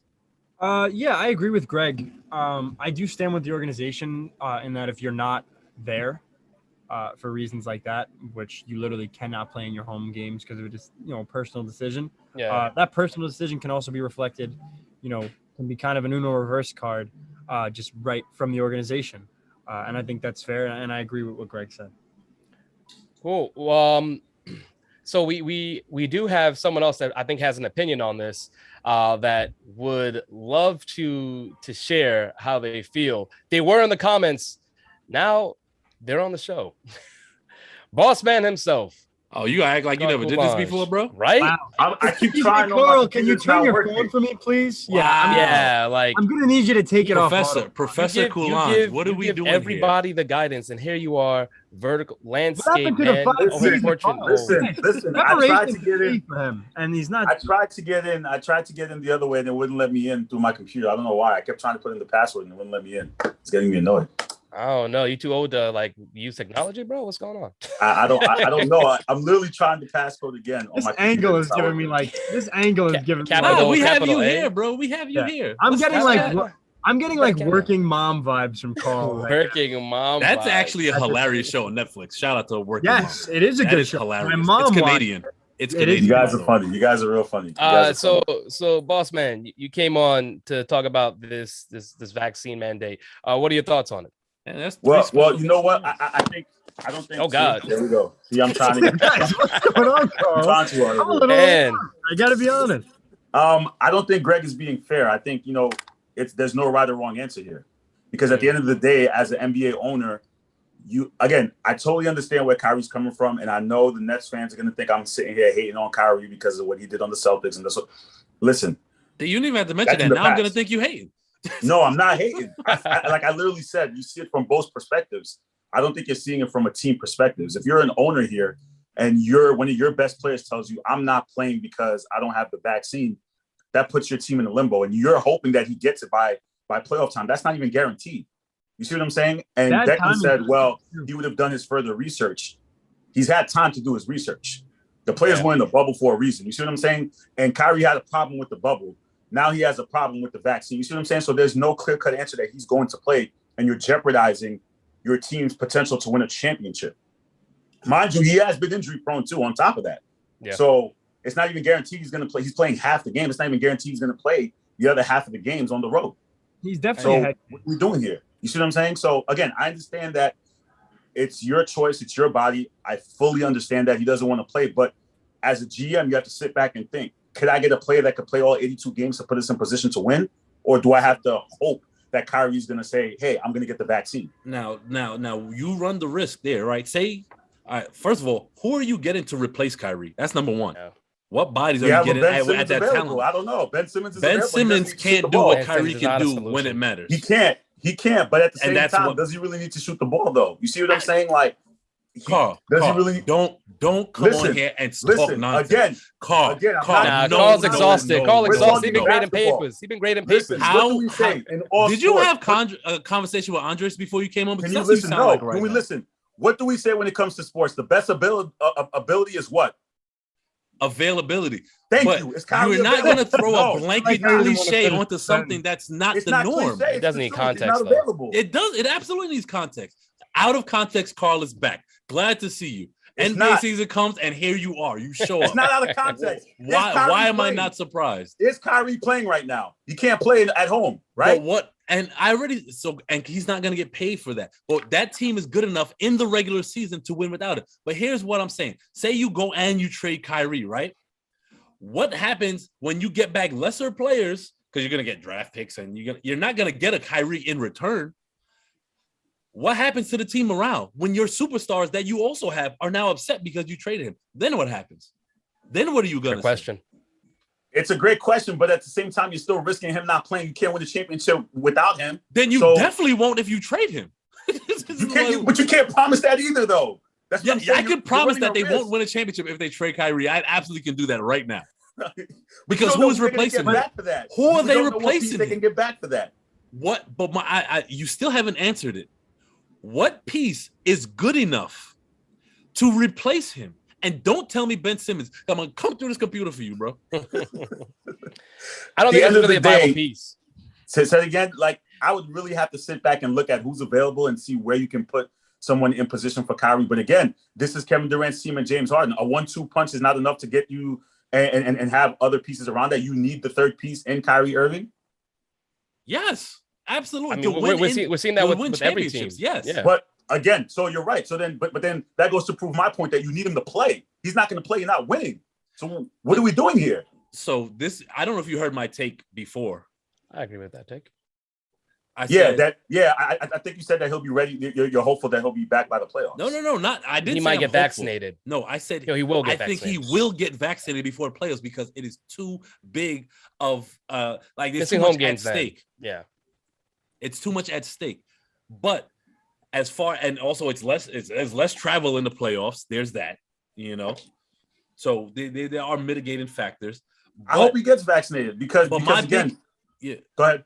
But my big issue wasn't necessarily with Kyrie's take. It was how Shaq handled it. I came on to address Shaq's take. Are you surprised, though? Yeah. No, I told you Shaq is an oaf. I told you this. No, but again, it's his opinion. He has to see it like this. He sees it like this. He sees it from the player's perspective is that, like, we're a team, right? We're a team, and we're developing the bond and the chemistry, which they clearly didn't get last year because they got hurt and they had multiple injuries. I think the Nets played about maybe like 11 games or however many games together during the regular season that they didn't get the chance to play with during the regular season. And now that part is at jeopardy too because he's not going to play during the regular season. Because you're talking about like team comes. Let me just give you a parallel here. Baseball is the most conservative sport out of all the major sports. And I'm pretty sure you have a lot of Trump supporters on baseball teams, like, let's say, a championship Los Angeles Dodgers. And then you also have a lot of immigrant players who aren't citizens who may not feel the same, but yet they could put those political and cultural decisions aside to still win a championship. That's fine. But here's what you have to understand is that how many games did those three play together last year? They didn't play that many games because guess what? Kevin Durant was out for a significant amount of time. So was James Harden. So now you're limiting their regular season play, right? Which that's the time you take to develop. And a lot of us want to sit here and try to disregard, it's just the regular season. That's what championship DNA is about, is building that chemistry during the regular season. But when your point guard is not playing those games, you just believe during the playoffs, you're just going to magically come back and what? They're just going to make it happen? Here's the thing, though. It's not like he's not playing during the regular season. He will play in enough games with them to build that chemistry because this is a first offseason they have together, correct? Right. Yeah. Fine. Listen, so you have the offseason. Again, listen, for me, I'm hopeful the Nets make it to the finals because I want to see a LA versus Brooklyn matchup because they're clearly the best teams on paper. This is a first in smoke and mirrors and sportless history. Listen, I need all the Laker fans to pull up right now. Nope, I need all the Laker fans to pull up right now. Carl Kulan just said he wants to see the Lakers in the chip because they are the best team in the West. Oh my God! Whoa, it's okay. Yes, and Brooklyn. That's what I'm saying. Brooklyn. No, the Brooklyn one is not as big because he hates the Lakers. Carl hates the Lakers. So to say this, this is the evolution of Carl. I've grown. Yes, it is an evolution. Everybody grows on smoke and mirrors. Apparently, Carl is finally putting the media before the Celtics, and absolutely, of course. No, but real talk though, we know it's the Lakers and the Nets. Going into this season, we know that's what people want to see. The East Coast, West Coast is great for media. Why not, right? East Coast, West Coast, great narratives. Brooklyn, that could be jeopardized though by Kyrie not playing. Yeah, it's a. Go ahead. No, Ricardo, he made a valid point. He said, not one to normally side with the owner's organization, but if I'm in their shoes, I can't sit and hope he gets vaxxed in time to matter. And that's valid. A fair point. But that's a fair point, to which I'll go back to my previous point. Who is replacing him? He has the Nets organization by the balls. I was going to say that's very true. I mean, and my thing is, when you talked about Carl, how he's missing 41 games and he's injury prone, my thing is, like, if you're talking about load management, it's meant for that, right? To give you time off. He's going to have more time off than he typically has had in a season if he has these 41 games that he's not playing, if he's not playing at home. So I don't necessarily worry about the injuries as much. He's going to be playing less. All right. And the away games, like Greg said, he's going to have the chemistry at least built up on away games. I don't worry about that as much. It's more so, can KD and James Harden get it done with their surrounding players? I believe they can to make it to the postseason. It's not hard to believe. I don't think that they're automatically out if Kyrie isn't there. No, of course not. No, but that's predicated on Kyrie getting the vaccine for playoff time. It's not about the postseason. It's really just it's about the finals. No, but I'm saying getting there. Getting there is not going to be a problem. But see, what Carl is saying, what everyone else is saying, is like, well, if Kyrie can't help you during the regular season, it's not a lock that they're going to the postseason. Which I disagree with. Carl, Peter said you're lying about the Lakers. He said you're full of it. He said you just said the other day that you're happy Kyrie's not playing because it helps the Celtics. Yeah. But then now when I listen to everybody talk about it, though, real talk, yes, I say things as a Celtics fan and I say things as an objective person. Objectively speaking, when it comes to basketball, it does get concerning when, again, your point guard is not playing and he's not playing his home games. And the other factor, which I'm a big advocate of, is we're paying customers. And I think sometimes we try to slight that. I'm not going to sit here and say, okay, like I know a lot of Nets fans say, well, we pay salary. I'm not going that route. I'm looking at a route like as a fan, like, you know, they're fans of Kyrie Irving who save up their money for kids to go to games. Mm-hmm. Now they're getting robbed of not seeing Kyrie play. You see what I'm saying? So like how do you tell a kid like, oh yeah, well, my favorite player is not playing tonight? It's unfortunate.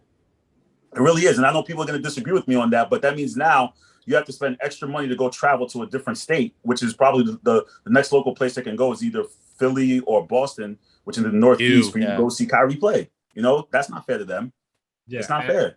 Yeah, I agree. No, I think he's totally right, because you can't. It's bad for the NBA because now you're losing like to not see. Man. To no, keep going. Okay, all right. To not just reacting to the comments. Yeah, all right, fine. To not see Kyrie in Brooklyn.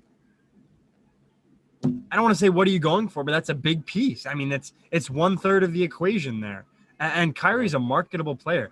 Listen, if like the amount of shoes that I had in my lifetime, from when I was younger to now, I still rock Kyrie's. It was like 7 years, bro.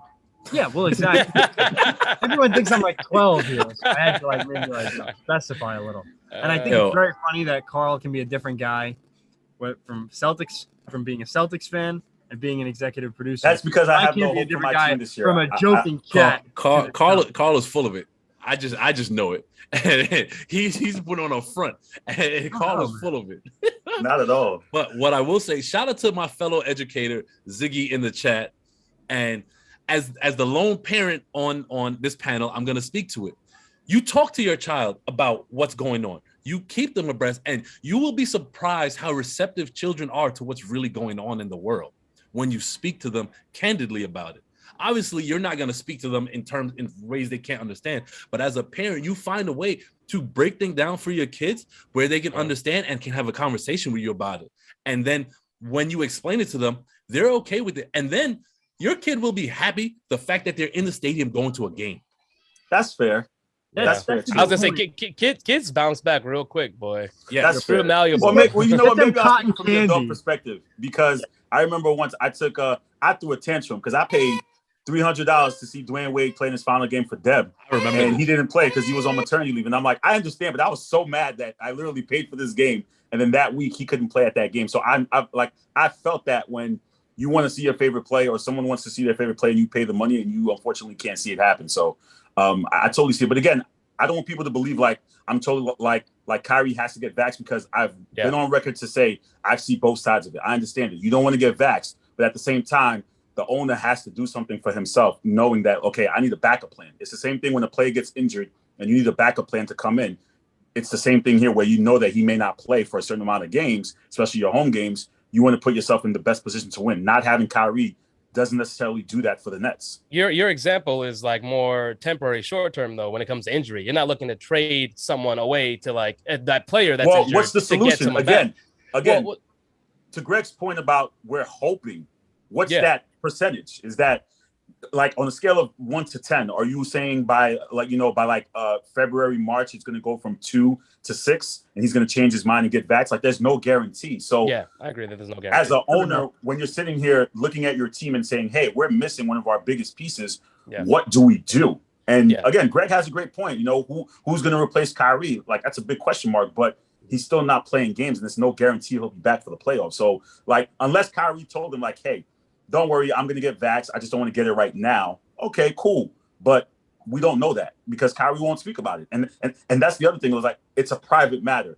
Is it really a private matter? And Shaq made this point, which, again, people are only taking parts of his quotes. He said, when you're a celebrity, there is no private matter, especially when it's dealing with your team, which he makes a good point about. It's not a private matter anymore when you're playing with a team. And I guess they may know, but people want to know what's going on with that. So that's just how I see it. I don't think that's fair, though, for Shaq to say you're a celebrity and nothing's a private matter when he literally last week said he doesn't want to be a celebrity because he hates living the life of being a celebrity. It's entirely hypocritical for him to say that and then criticize Kyrie. Like, Kyrie's not a public official, you know? He's not Cuomo. He's not Chuck Schumer. He doesn't have to tell everybody what he's doing in his daily life. While I think he should get back and hurt the team. But at the same time, though, when something that's affecting what you do, right, which is always basically basketball is in the public eye. Like, I understand everyone has their private life, but this is something, and again, Nets fans would be total hypocrites if they sat here and didn't say, man, is Kyrie going to get the vaccine and they really want to know? And he's keeping it private. They're just trying to save face because we all want to know. Are you going to get vaxxed or not? Like, we all want to know that. You see what I'm saying? So for them to sit here and say, well, respect his privacy. No, everybody wants to know. And I believe it should be a public matter when it's dealing with your profession that is public. No? But I think I can see that statement and I understand what you're saying. But I also think that right now in the political world that is COVID and the vaccine coverage itself, we saw Ted Cruz tweet out support for Kyrie Irving. Based on the stuff that Kyrie Irving said with Black Lives Matter and all the movements in the community and just what Kyrie's about from a human perspective and the stuff he believes in, I don't think he wants that tweet from Ted Cruz. I don't think he wants to be a poster boy for the anti-vax movement because he knows that politically that movement does not align with a lot of his beliefs. So I could sit here and acknowledge him saying, you know, I want to keep my views a public matter to kind of keep it, you know, a little damage control and keep it on the low. Because at the end of the day, I mean, if he's going to be asked this about at every time he meets with the media, he don't want to meet with the media in general. And now it's going to be a story and it's going to be a distraction of the season. And it's a distraction enough. It's already a distraction. It's too late for that now at this point. Shaq did say. It's already a distraction at this point. So, and it's going to continue being a problem until we find out what is going on. Because a media mind, they're going to keep asking him, even though he says it, but they're going to keep asking until they finally figure out, is he going to get vaccinated? Is he going to play or not? It's unfortunate, but this is where we are. And again, this whole COVID thing is not going away anytime soon. It's just unfortunate. Like, we have to be at this point where, you know, and I think Jay Lex shared this in one of our groups about Jay Williams made it best. Like, we're not trying to pin one person against each other. We're just trying to give people the perspectives of, listen, this is what happens when he plays. This is what happens when he doesn't play. He doesn't want to get vaccinated. That's fine. But as an owner, I'm sitting back scratching my head like, damn, is he going to be ready for the playoffs when I'm trying to put my best team on the floor? Yeah. Yeah. And it's a bad time to do it, too, because the Nets are really in a good spot here to win. I'm sorry, Zig. I got to do it to you. Oh, snap. Why don't we ever ask if is Kawhi gonna be ready for the playoffs when he misses 40% of the regular season? Why don't we do that? We never asked that question. But all of a sudden now, Kyrie plans to miss games, and now we ask him, is he gonna be ready? Listen, Kawhi is a wild card. I don't say much about Kawhi because it's just Kawhi's in his quiet for him. He's in his own world. Kawhi's in his own world. Kawhi moves at his own pace. It's just like Kyrie doesn't unorthodox. You can't Kyrie really does. That is a fact. That's a great point. They move in the most unorthodox ways. Their own drum. So different from each other. He beats to his own drum. You don't know what he's thinking. He doesn't really talk. Like, it's just weird. It's like you can say the same exact thing for Kyrie. He's just a bit more vocal than Kawhi. Yeah. They both go to the beat of their own drum. Yeah, absolutely. And Kawhi was more vocal. He'd be considered a diva for the time he misses and the stuff that he's done. Absolutely. And Kawhi gets a pass because he doesn't speak. That's it. And that's a conversation for you and Ziggy. And Ziggy said, "I always got Kawhi in my mouth." You gonna stop yelling at me, you? Ziggy, she agrees with Ziggy. She's sick of the Kawhi slander. Well, she had beef with Ziggy before. Last time he pulled up to the door, she was barking on him the same way she just barked on me. So Ziggy, you might have an ally. Yeah, now. Kawhi. I mean, Kawhi wants to play this year, but I don't know, man. It's just totally like with this. I don't know. Honestly, like, and mind you, we've all been watching sports for years. Kawhi is you just don't know. You don't know what Kawhi you're gonna get. You don't know what he's gonna say. You don't know what he's gonna do. If he's gonna sit games, if he's not gonna play, if he's gonna load man, you just don't know. When he's on the floor, he's great. And my thing is he gets a pass. But here we are. Question if the roles were flipped, nobody's questioning Kawhi the way they question. And I'll tell you what, the worst thing Kyrie has ever done in his career is say he believes the earth was flat, because everything always comes back to that. If he never said that, we're not even questioning him.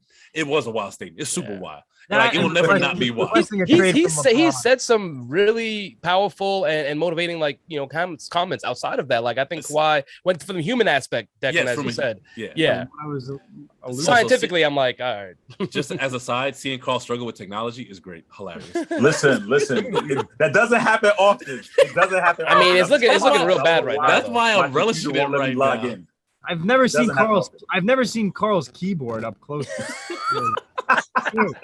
Uncharted territories, really. You guys got jokes. It's all good. I still pulled up though. We still made it work. I appreciate it. It made the episode fire. Shout out to Ziggy for mentioning that. I didn't think you were gonna come in. Honestly, he was like, "Oh, what's the password? Is it a capital? Is there a space?" Listen.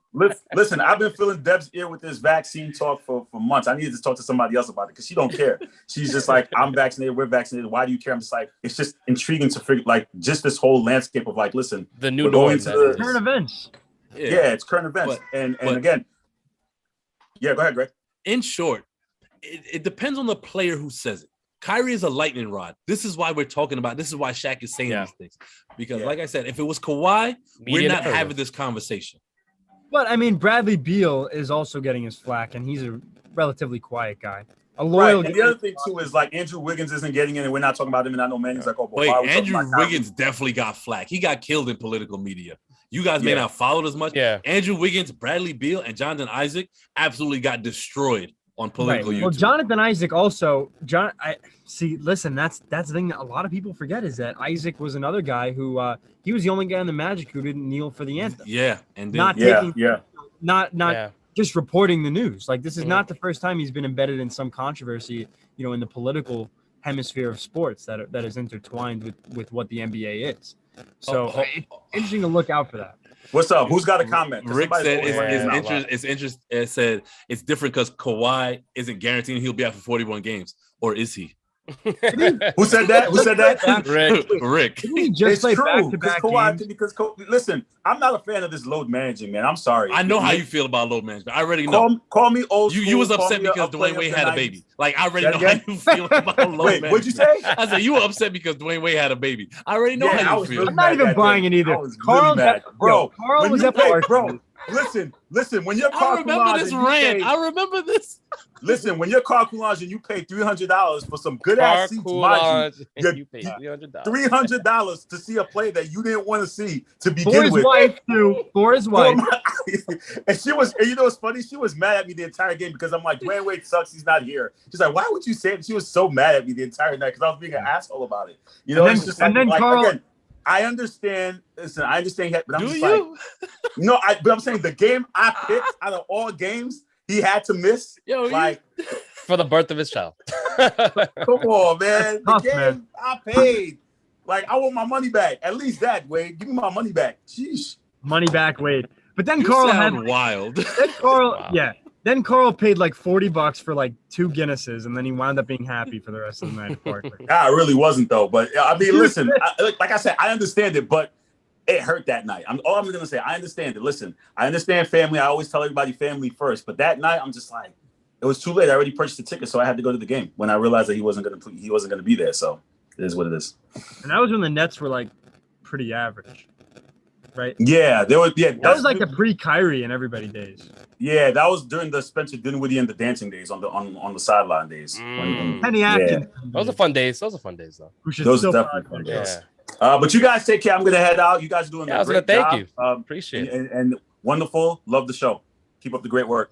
Appreciate it, Carl. Boss man, take care. All right. And Greg, I didn't forget about our rivalry. Now that I'm back, I still didn't forget. We don't burn shirts around here. All right. Burn the shirt. We keep narratives. No ifs burn and the sports. shirt. You guys take care. Have a good one, bro. Later. All right. Yo, you know what's really impressive? I just want to bring this up.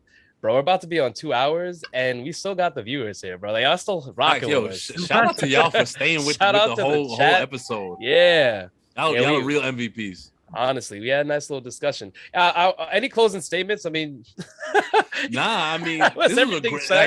Like, this might have been. We've had a lot of episodes we enjoyed. This might be like at the top of the list just for the vast array of things we've covered and the discussions we had. Yeah, I'm just really impressed that I haven't had to pee in the last 2 hours, and borderline worried. But yeah, you should be worried, boy. You mess up with your bladder. All right. So besides Deck's bladder being destroyed, Matt Harvey stuff right there.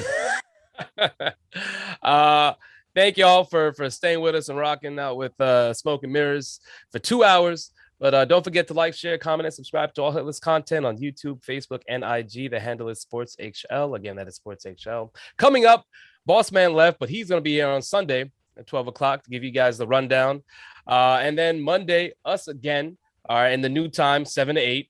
Do not forget. And Deck, I'm sorry that I gave the Raiders Chargers. We'll talk about it on Monday too, though. All right. I have taken the hour and a half since that happened, and I've decided to forget. Okay. Thank you. I appreciate that. Thank you so much.